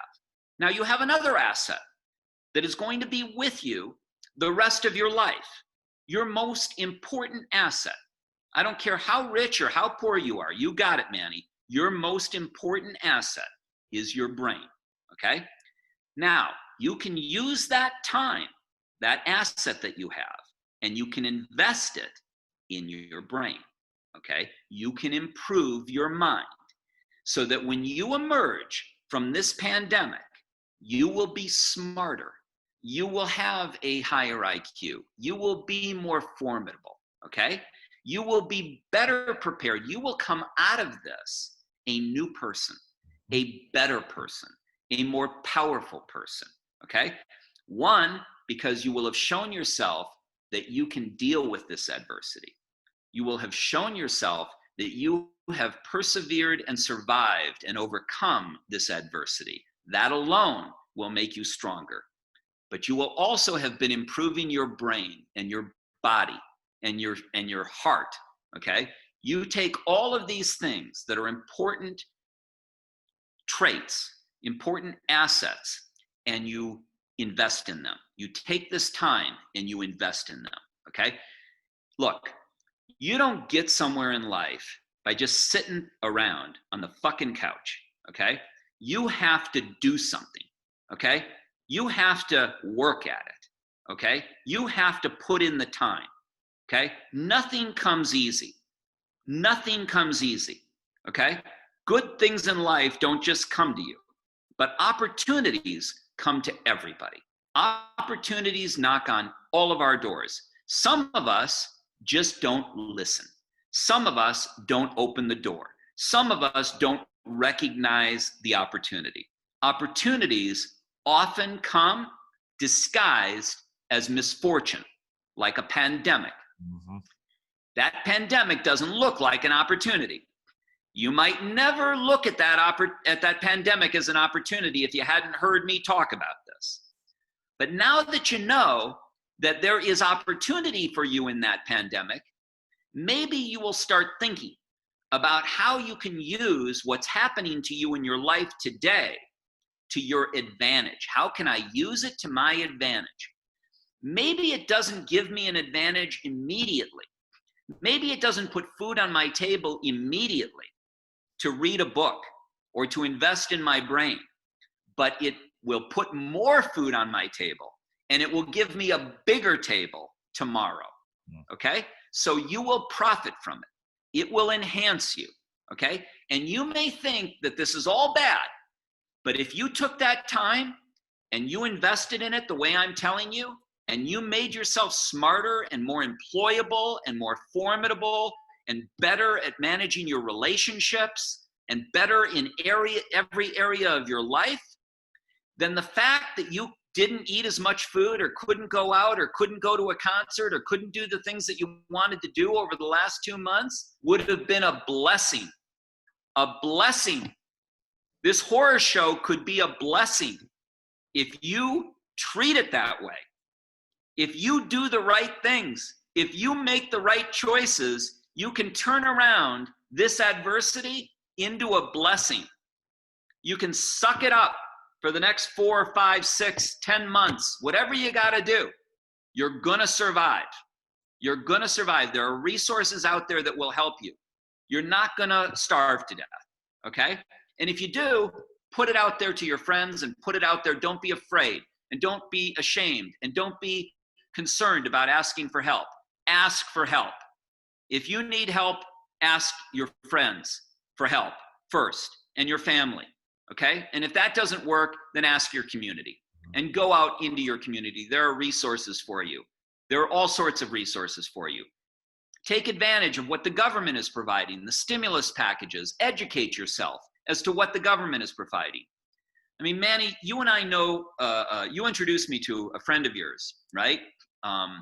And he's in LA and he's got a business. Unbelievable story. Unbelievable story. Unbelievable. This guy was at death's door. He was knocking on death's door. Okay. His business was on life support. And Manny called me and said, George, can you talk to my friend and can you help him out? And I went and I met with these two guys in LA and I helped them restructure their business. I helped them reduce their debt load. I helped them negotiate out of a $450,000 penalty with their landlord. Got that knocked down to $100,000 instead of $450,000. Help them reorganize, help them raise some money from investors, and they were struggling. They were sputtering along like a car with some spark plugs that are out, and they were just, they were hanging on by their nails, and they were out there every day pounding the pavement trying to raise investor capital, and they couldn't raise it. They only raised so much. They raised a certain amount, and they were hitting a wall. And man, if they didn't get over that wall, their business was dead, gone, over, finito. They would have been bankrupt, okay? Bankrupt. And then this pandemic came along. This pandemic comes along. This horrible, terrible pandemic comes along. And the government offers this stimulus. And they apply.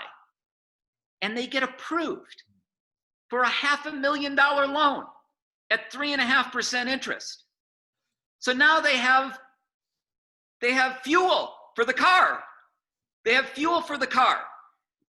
They can replace the faulty spark plugs. They've pivoted to online sales. They are growing their online sales. Okay?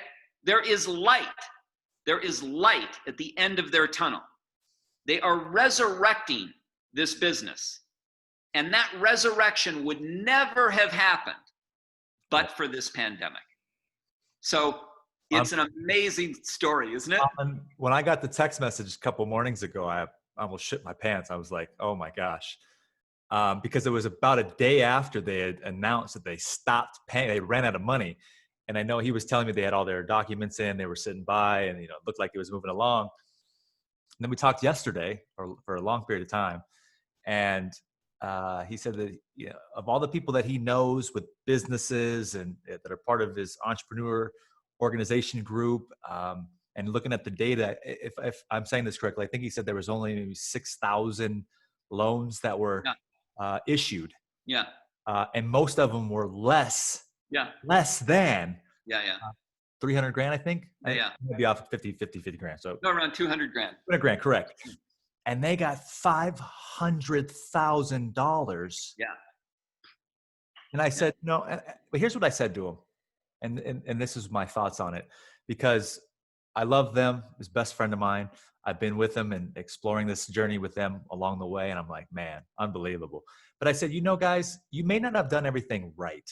Like most entrepreneurs that are starting up, they don't. That's just the way that it works. You learn, you get your ass kicked, you get back up, you keep fucking fighting, and you keep moving forward. You get guys like George, you scratch and you claw and you don't fucking stop. Your intentions are right. You still make mistakes though, because that's just how it is. And I said, I think it's a testament. I think you got dealt this hand because you guys didn't give up on the process. And it was like you just said, it was God saying you earned this because you didn't do it the opposite way. And I go back to when I had my companies, I'm talking like, 8 years ago now, restaurants. I was cheating. I wasn't running it correctly. I was lazy. I was partying when I should have been running my business, and my business went out.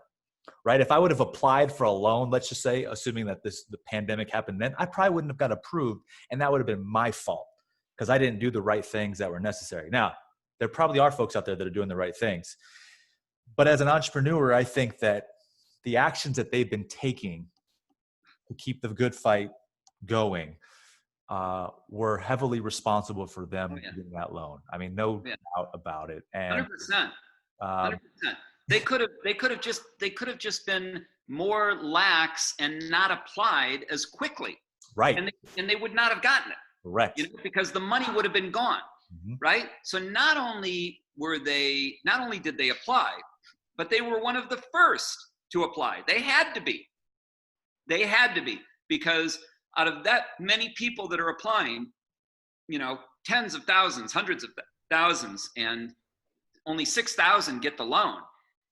They had to be one of the very first knocking on the door of the bank and saying, how do I fill out an application? And they had to be somebody who turned that application around immediately within a day or 2 days, right?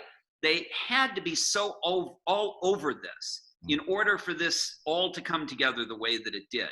It is very much about them and their performance level and their grit and their determination and their perseverance and their refusal to give up, okay? And they're finding this opportunity in this pandemic adversity, right? I years ago, before you keep going, if the listeners understand the hell that these guys have been going through. Hell. I mean, like the sputtering car and all that is just I was just waiting for the phone call that said we're done. Yeah, we've closed our doors. We're declaring BK. It's going to be a hell of a story on the other side. I can't believe that they got this and that it happened, and I'm so happy for them. I could not be happier. This is why these things happen. You're spot on in your analysis. I was out in San Diego. I used to live and practice law in San Diego, and I was golfing with a guy named Abelardo Rodriguez. His father was president of Mexico in the 1930s. They named the airport in Tijuana after his father. It's called the Abelardo Rodriguez Airport in Tijuana. This guy, he recently died at 100 years old. Okay, wow. And he was a friend of mine. He was a former client of mine. Very wealthy, very successful, had an incredible history. And he had, homes all over the world. He had a home in Fairbanks Ranch Country Club and in La Jolla Country Club. It was pretty wild. He was a pretty wild guy.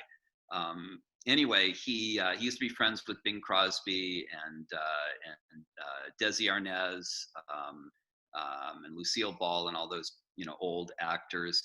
And so we were golfing one day out at his country club, and he hits this shot and on a par 3, and it bounces off of the hill and it lands near the pin. And I say, "Lucky shot." And he says, there's an old Mexican saying, and he says, and the translation is, luck travels in the sphere of efficiency. And what that means is essentially, I'm a damn good golfer and I golf every day. And so because I'm a damn good golfer and I golf every day, I get some lucky breaks, right? And so, this is like the guys in LA. Luck travels in the sphere of efficiency. They got lucky because they work so damn hard and they're there every day. And they're taking action and they're submitting applications and they're dotting all their I's and crossing all their T's, and they're doing what they need to do to win. And so, it's interesting how the most successful people always seem to be the most lucky. There's a study that they did in London where they asked people, do you consider yourself lucky or do you consider yourself unlucky? So mindset is very important too. You know, are you hopeful? Do you have a sense of aspiration, or are you hopeless and have no aspiration and you've given up, right? Well, if you're hopeful and you're optimistic, you generally consider yourself more lucky. And if you're hopeless and in despair, you generally consider yourself less likely. So they surveyed these people and they found a man who said he considered himself lucky. And they found a woman who considered herself unlucky. And they sent them into a coffee shop. And they did this with a number of people. And the people they put a test. They put a $20 bill folded up on the floor in the coffee shop, and they stuck a man seated in a suit and tie in the coffee shop reading the Wall Street Journal. He was a plant, okay? And then they sent the man in, and the man who considered himself lucky. And he walked in, he spotted the $20 on the floor, he picked it up, and he put it in his pocket, and then he walked up and he ordered his coffee, and after ordering his coffee, he sat down and he struck up a conversation with the guy with the Wall Street Journal, okay? Then they sent the woman in. The woman walked in. She never noticed the $20 on the floor. She went up, she ordered her coffee, and she walked out. She never struck up a conversation with anyone, okay? So we make our luck through being observant, through being outgoing, through taking initiative, for looking for opportunities. When you go to the gym, do you just go there and work out? Or do you look around and see if maybe there's somebody you can talk to, somebody you can meet, a new contact that you might make, a new relationship, a new friendship, you know, somebody who might want what you have, right? Maybe you're in a business and you sell, you know, whatever. You sell hand sanitizer, right? And you're talking to this guy, and you know, he happens to, you later find out he's a doctor, and he works in a hospital, and maybe he's the CEO. You know, you don't know, right? But maybe he needs hand sanitizer, right? And so now all of a sudden you have a business relationship just because you struck up a conversation with some random person, you know? So you need to be looking for opportunity. You know, when opportunity is disguised, you need to find it. You need to search for it.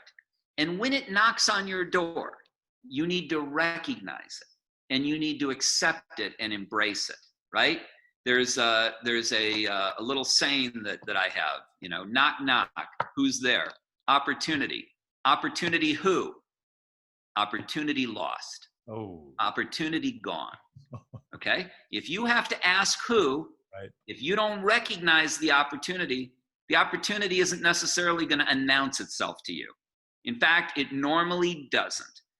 So if you can't recognize it without it telling you who it is, you're probably not going to get it, right?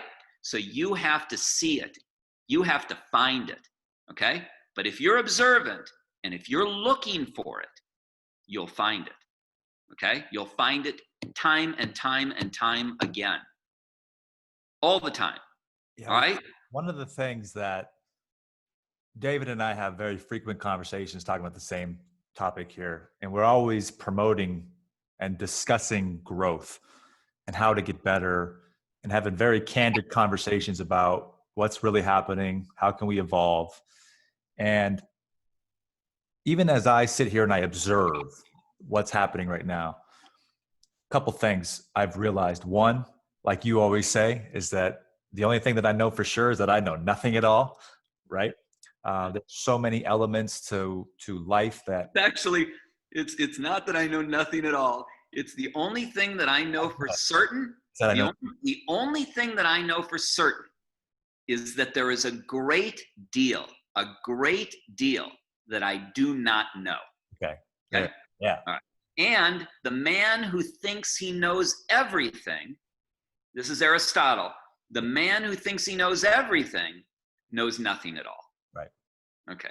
So with Go that ahead. in mind, yeah, I mean, so listen, I think with everything that's going on right now, if you have a heightened sense of awareness, you realize, oh my God, opportunity, Oh yeah. big opportunity. And I remember maybe 10 days ago, I was sitting here in my apartment looking out over the strip. And for the first time in my life, GC, I recognized the value of personal growth. I said, holy shit, all of this personal growth I've been doing has got me to realize that I'm at a place of peace and certainty, and I'm not afraid. I'm not afraid. Like, regardless of what happens outside of me, doesn't matter. I'm in control, man. Like, I'm in full control, because you said it. My sword is sharp as a motherfucker, right? And it is getting sharper by the second right now. It's like it is at a speed you can't even keep up with. And if something were to happen economically where it affected me, I pivot, I adapt. I got skills today that I can go give to somebody that's helping other people be employed per se, or I can do what I'm doing now and start my entrepreneurial endeavor. And You're doing it right now, Manny. yeah, it's happening. You're doing it right now in the cutting edge area where the country and the world is moving. Correct. Okay? You're online. Yes. You're online. You're talking to people. You're empowering people. You're adding value. You're adding value to people's lives. Okay. What is business? What is business? Business is simply, if I think about it, if I go to you and I say, hey, give me $100, you're going to say, what? Why? Yeah. Why? Yeah. Why am I giving you $100, right? But if I say, hey, give me $100 for this, you'd say, okay, right? I'll give you $100 for that, right? Probably give me more, right? Maybe give me 2, 3, 4, 5, who knows, right? But it depends on my adding value. I have to give you something of value in exchange for what I'm asking for. And as long as I'm giving you more value than what I'm asking for, you're going to likely say yes if you want what I have, right? Because the value exceeds the cost. You would be smart to say yes and dumb to say no if you need what I have, right? All right, so think about that right now. Today, you could start a business right now doing exactly what you're doing, which is an online business where you're interviewing people and people are coming on and those people are adding value to people's lives, right? You could theoretically charge for this business, right? You could have a subscription. Maybe people pay $1 a month. Maybe they pay $9.99 a month. Maybe they pay $19.99 a month, right? Depending on the level of value, right? If you've got Elon Musk and Warren Buffett and Bill Gates, and you're interviewing them, they'll pay $999 a month, okay? Right?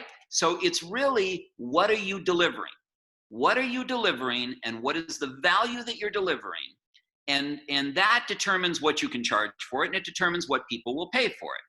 There are other examples, all sorts of examples of how people can be industrious and inventive and can make money today, okay? People need, perfect example. I got a call recently from a local DJ, a guy that you probably know, okay? He's doing hand sanitizer, okay? He and his father are doing a business with hand sanitizer, okay? And they're taking advantage of this opportunity where people need this and it's in short supply, and they are actually manufacturing it on a large scale, okay? So they got a hold of some equipment, they got a hold of some raw materials, and they are making it. Now, you can go to your local store and you can get aloe vera and you can get alcohol and you can find recipes online. You can add some essential oils, okay? You can do whatever you want to do. You make it according to the formula to make sure that it kills 99.9% of bacteria. It's a very simple formula, okay? Doesn't need a chemistry degree, and person who can, cook an omelet, or fry an egg or whatever can make hand sanitizer. All right. The supplies are available. They can be purchased either in smaller quantities if you don't have a big budget, and you can start out that way, or they can be purchased in larger quantities, which will reduce your cost. You can find bottles. You can go online. You can go to Alibaba. You can find small bottles, whether they're spray bottles or whether they're pour bottles, depending on the thickness of what you're trying to create, okay? And you can find labeling companies. You can go online, and there are companies that will design and print a really cool label for, you can go on 99 Designs. You can go directly to the company that sells the labels, and they will sell you a small batch of labels that their designers will design for free. And you can buy like 100, labels or 500 labels for, $100 or whatever. And you can put those on the bottle, and you can find a graphic artist. And if you're not a graphic artist, you can hook up with one. Maybe your friend is a graphic artist. Maybe they're underemployed right now. Maybe they don't have any work. Maybe they're looking for work. Maybe you can partner up with them and they can do the design. Maybe you have other people in the family who are out of work. Maybe they can help mix the batches of hand sanitizer. Maybe they can help fill the bottles. Maybe you can pay them and employ them. Maybe you can build a business, right? These are things that you can do today during this pandemic, right? So you ask, what can some of these people that have no money or, are really struggling, what can they do? Well, they can get some people together that they know, and they can start a little business like this. And they can sell this stuff door to door. They can wear gloves and wear a mask and wrap these things in a container and hand them to the consumer with a one of those those things you flip burgers with, whatever. You can hold it so that you're not touching it, right? Pull it out of the bag, hand it to the guy. You don't even touch it. He feels safe. He hands you a few dollars. You grab it with the clipper, put it in the bag. There are things that you can do, right? You can set up a little stand, out in a park or in front of your house or on your lawn, like a garage sale. And you can put up a sign that says hand sanitizer for sale. And all these people that are driving by who go to the Walgreens and go to Whole Foods and they can't find hand sanitizer because it's sold out. You can't get it anywhere. They're driving along, they see your sign. It says hand sanitizer for sale. And they pull over and they come out and they buy a couple bottles. Maybe they buy a bunch of bottles because they want to give it to their friends or their family because they know it's in scarce supply, right? So, there are things you can do. There are opportunities. What you can't do is give up. What you can't do is throw your hands up and say, woe is me. You have to put in the effort. You have to try to do your best, to persevere, and to survive and thrive in a difficult challenge. And you have to leverage the opportunities created by that challenge. So these are all things that, are important pieces of information for people to know. And Manny, these are things that you are bringing to your friends. This is information, this is value that you are delivering to your followers and the people who watch your show, right? And if you keep doing that, you're going to grow your audience. Well, I always take a very humble and I would say, position of humility where I'm not upset with the path that I took. I started podcasting a couple of years ago. I happen to be good at it, right? It's one of my more natural things, interviewing and getting in front of people, being on camera. All my natural abilities lend to that. But then I got caught up in traveling and speaking and working for someone else. Then I got going with Lightspeed and I'm, still doing that. And what I found that I let myself do was get too complacent and too comfortable. And I started to get away from what my natural gift was because, I am human and I had fears from the last time I was in business from, 8 years ago now. And I failed and I lost everything and I had bankruptcy and I lost my house, got my car repoed. So I unconsciously know that. But when I'm sitting here, as I continue to get better, I realized that as I studied more and more, I've got to be an entrepreneur again, because that's in my DNA. It is in my DNA. And the more time that I waste thinking about it and hoping that it comes around and the right time's going to be there, all that nonsense, just shooting myself in the foot. So enter pandemic, and here we are, where everything that I've been going through, even the decisions I made to go speak and start with Lightspeed, have got me to a point where I'm way further along to bring in even better people, to have better conversations, to set better interviews up. And it's completely a different story. So, you can take ownership of the process, as even I share with you all that I was nervous, but it's time to get back in action again. You don't have to have all the details, man. I'm still finding things out, what I'm going to brand it as, how I'm going to put the business. You just got to get into it. You got to start putting it. Got to go. Yeah. Manny, listen, I'm actually in a similar boat with you. Okay.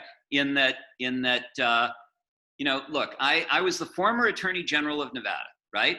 I practiced law for 30 years. Mm-hmm. I was charging as much as $1,000 an hour. Okay. If I wanted to make money, I'd be practicing law. Right? Why the hell wouldn't I practice law? Why wouldn't I be a managing partner of a major law firm? Why wouldn't I be in-house counsel for a publicly traded gaming company? I could make, if money is all I wanted, I could make money. I wouldn't be on this video with you. I would be in a law firm doing, legal work, right? That's what I'd be doing, right? I wouldn't have written books. I wouldn't be doing interviews. I wouldn't be speaking on stages. I wouldn't be doing anything like that. I would just be practicing law, doing what I did for 30 years. So why aren't I? Why aren't I doing that? Because I don't want to. Mm-hmm. Because that's not in my DNA. Just like you, what's in my DNA is to run my own show, be my own boss, and do what I want to do. Okay? And I'm doing it. I'm writing books, I'm speaking on stages, and I'm promoting with, interviews like this. And Manny, I'm changing lives. Right. I'm changing lives. At 62 years old, I don't need to chase money anymore. I need to chase purpose. I need to chase legacy, right? I could die at any time. I had a heart attack in 2012. I almost died in 2012. That's what launched me into this whole writing business, is that I started to write a letter to my daughter. And that letter, because I like to write, became a book. I just kept writing until all of a sudden I had so many pages that I ended up turning it into a book. And then once I did that, I realized that I enjoyed the process. I enjoyed the lifestyle. I wanted to do more. And I realized that, the world that she was going to live in was different than the world that I had lived in. And I thought, I need to look at that world. I need to look at the future. I had never looked at the future before. My whole life, I had never looked at the future before. It's only the past 5 years that I've been focused on the future. And I did that to write a second book about the future, about my daughter's future. Here, honey, here's what you can expect. Here's what's going to happen. And here's what you need to know. And that became my second book. So my first book, the letter to her, was Seize Your Destiny. And that's on Amazon. The second book is Millennial Samurai. Millennial Samurai, a mindset for the 21st century. And that all happened because I had a heart attack in 2012 and I wanted to leave information for my daughter. And that turned into a legacy project. And the idea struck me, well, why am I just leaving information for my daughter? Why don't I leave it for other young people like Manny, right? And so I started writing and it became this book and the second book, and it's grown. And now, the book is taking off. Millennial Samurai, the reviews on Amazon are ridiculous. If you read the reviews on Amazon, people are calling it mind-blowing. They're saying it should be in every household in America. And I believe that the book is really going to take off. And, so I'm doing a couple of things. Number one, if you want, and I'd like you to, just mention if you will about, you've read it or you read parts of it already.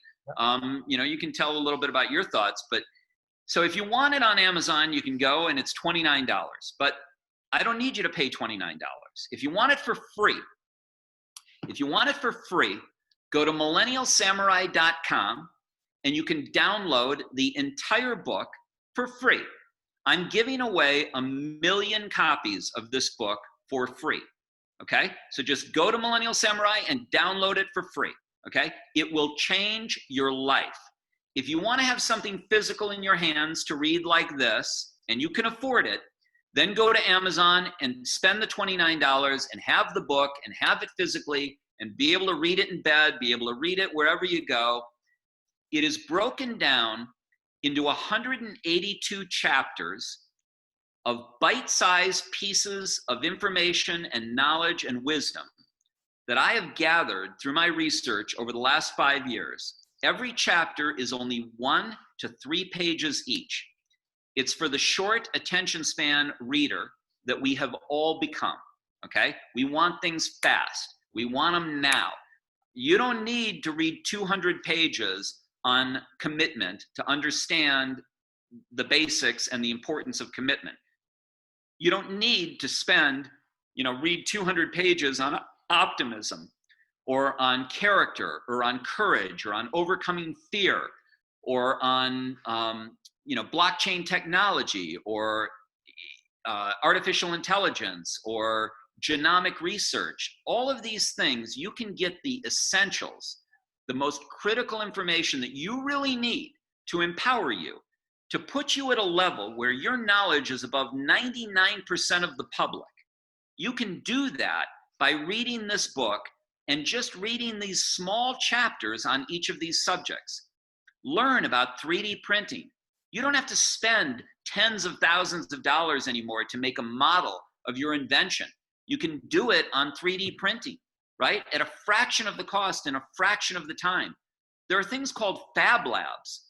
Fab labs, there are 1,000, 1,200 of them right now all over the country. Google it, research it. You can go into this fab lab and they can fabricate and manufacture anything that you want, as a prototype for a new product. There are things like Kickstarter where you can raise money.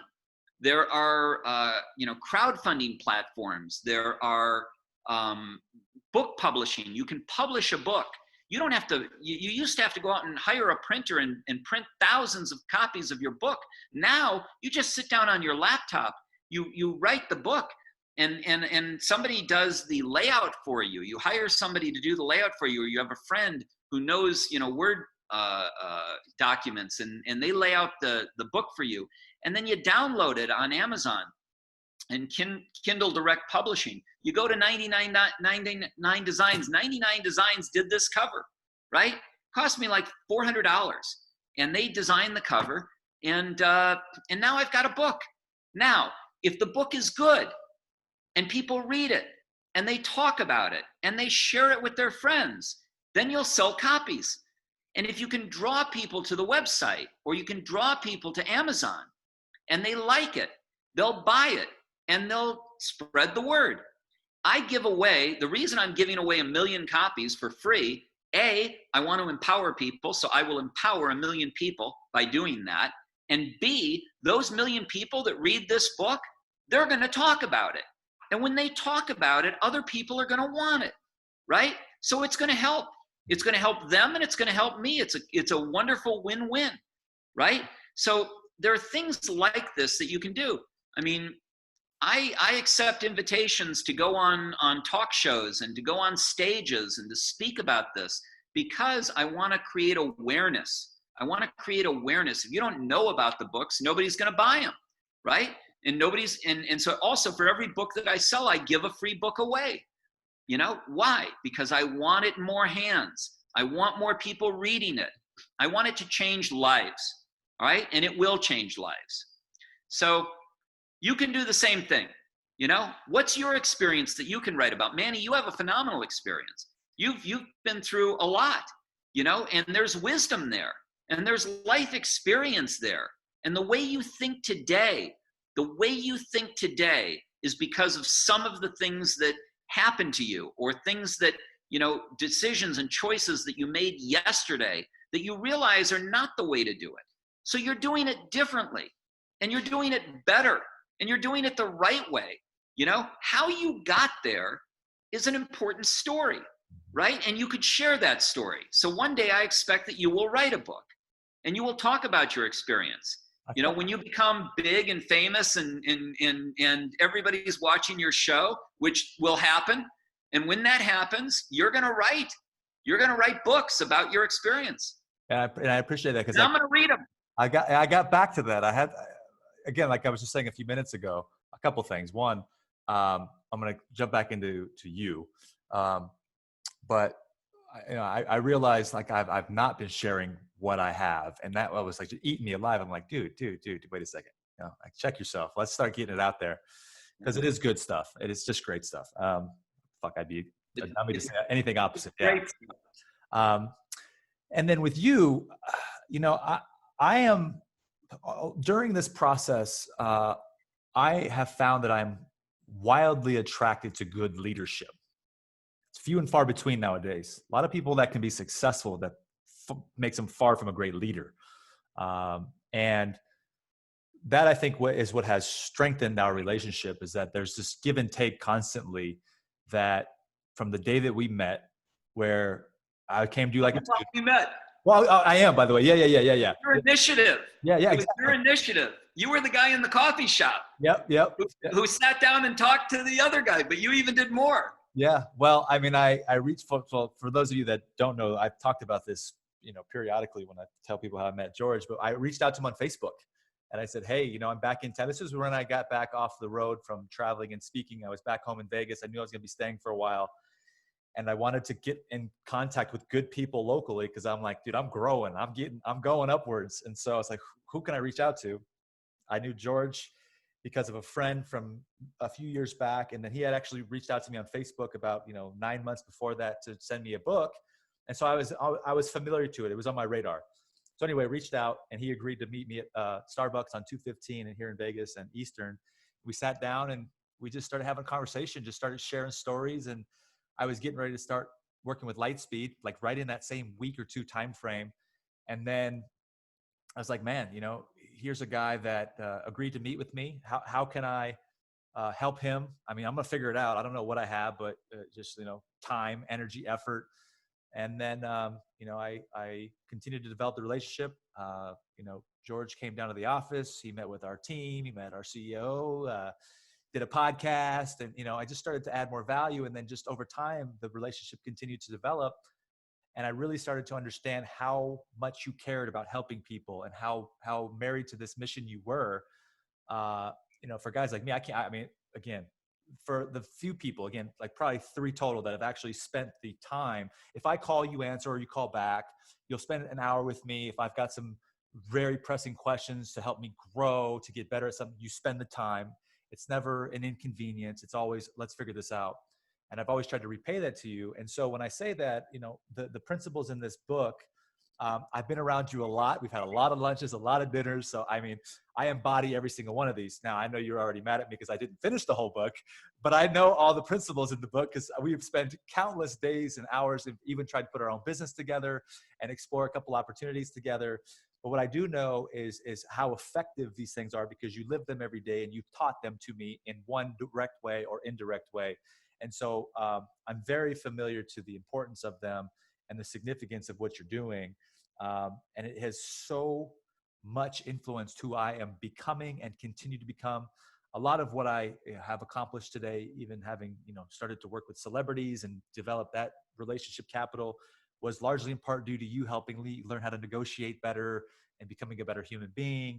And I never forget that stuff. You just don't let that stuff go. And so it's nice to know that there are still people out there that are as successful as you, that are equally putting back the amount of effort into people as needed. So, George, obviously, man, you have big place in my heart, man, and we're just getting this party started, as far as I see it, man. There's so much to grow from here. This pandemic is a blessing in disguise, like you said, 10 times over. I mean, it's the biggest opportunity in the history of my lifetime. I'm like, oh shit, dude, I'm ready. I'm so ready. Manny, I get a lot of joy. I get a lot of joy of watching you and listening to you and seeing your growth. There's a value in that to me, I look at you and I see how you're evolving and performing and growing and excelling. And I know where your trajectory is. I know that you are heading nowhere but up. And it's joyful to watch it. It's inspiring and it's fulfilling. So thank you. Hey man, Thank you. the feeling is mutual, and like I said, we're gonna rocket ship together. We already are. The the the fact that I think the world needs more leadership now than ever, right? Like right now, kind of as we wrap this thing up. Like I said, I can go for days, but I got to Oh, be. I know. Me too. But Be over in Low Mountain here a little yeah, bit. I don't know if anybody's going to watch it this long anymore. It's all right. Hey, we created it. We can't worry about that part. Plus, I'm putting plans together to do some paid marketing and stuff. Like I'm starting to build out my plan. Again, I don't have all the answers today, but I know enough today to get some strong leverage in this process. So I love it. um, with that said, moms, dads, brothers, sisters, friends, everybody's scared right now. Everybody's petrified of what's going to happen in 3 months and 6 months.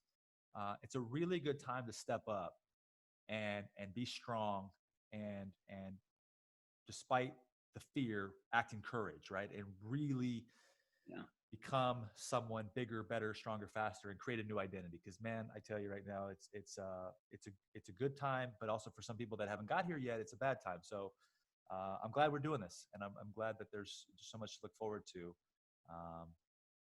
I'm glad too, Manny.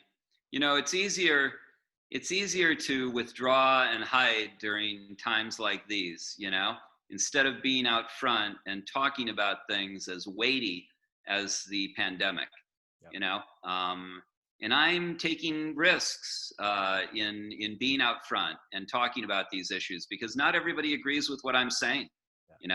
Some people that I'm calling stupid for being out there protesting, with their guns, they, probably don't like what I'm saying, Sure.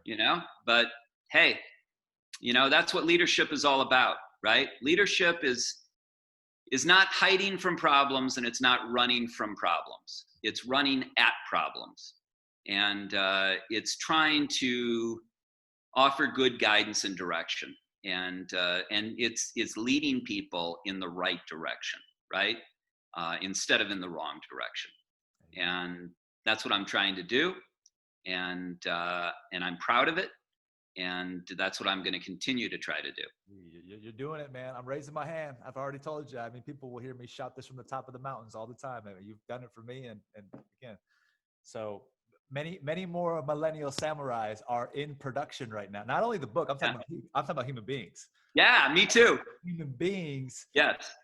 Pretty soon we're going to have to dress them all up. And just like everybody came to Las Vegas and married their sandwich, they're going to have to come. I love it. Marry their favorite samurai. We'll have a millennial samurai party and we'll all come dressed up. As the website millennialsamurai.com makes clear, this is more than a book. Yeah. This is a movement. Okay, we are building a movement of millennial samurai like Manny. We are building people and empowering people to be the change that we want to see.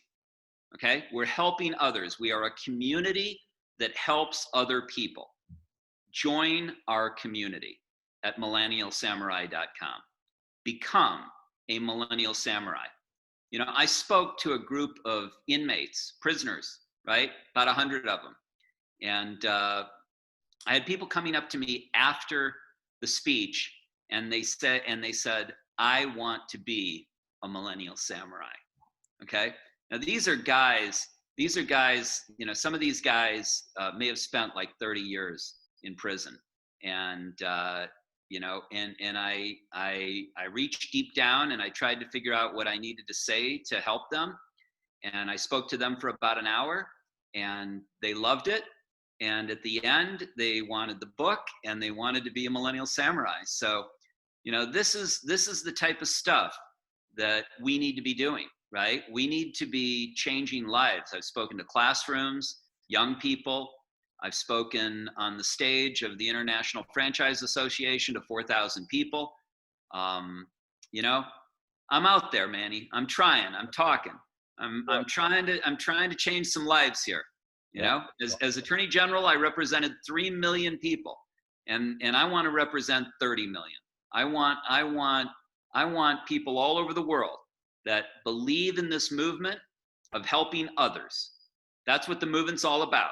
The movement's about us taking what we have to share and sharing it with other human beings to make their life better and to empower them.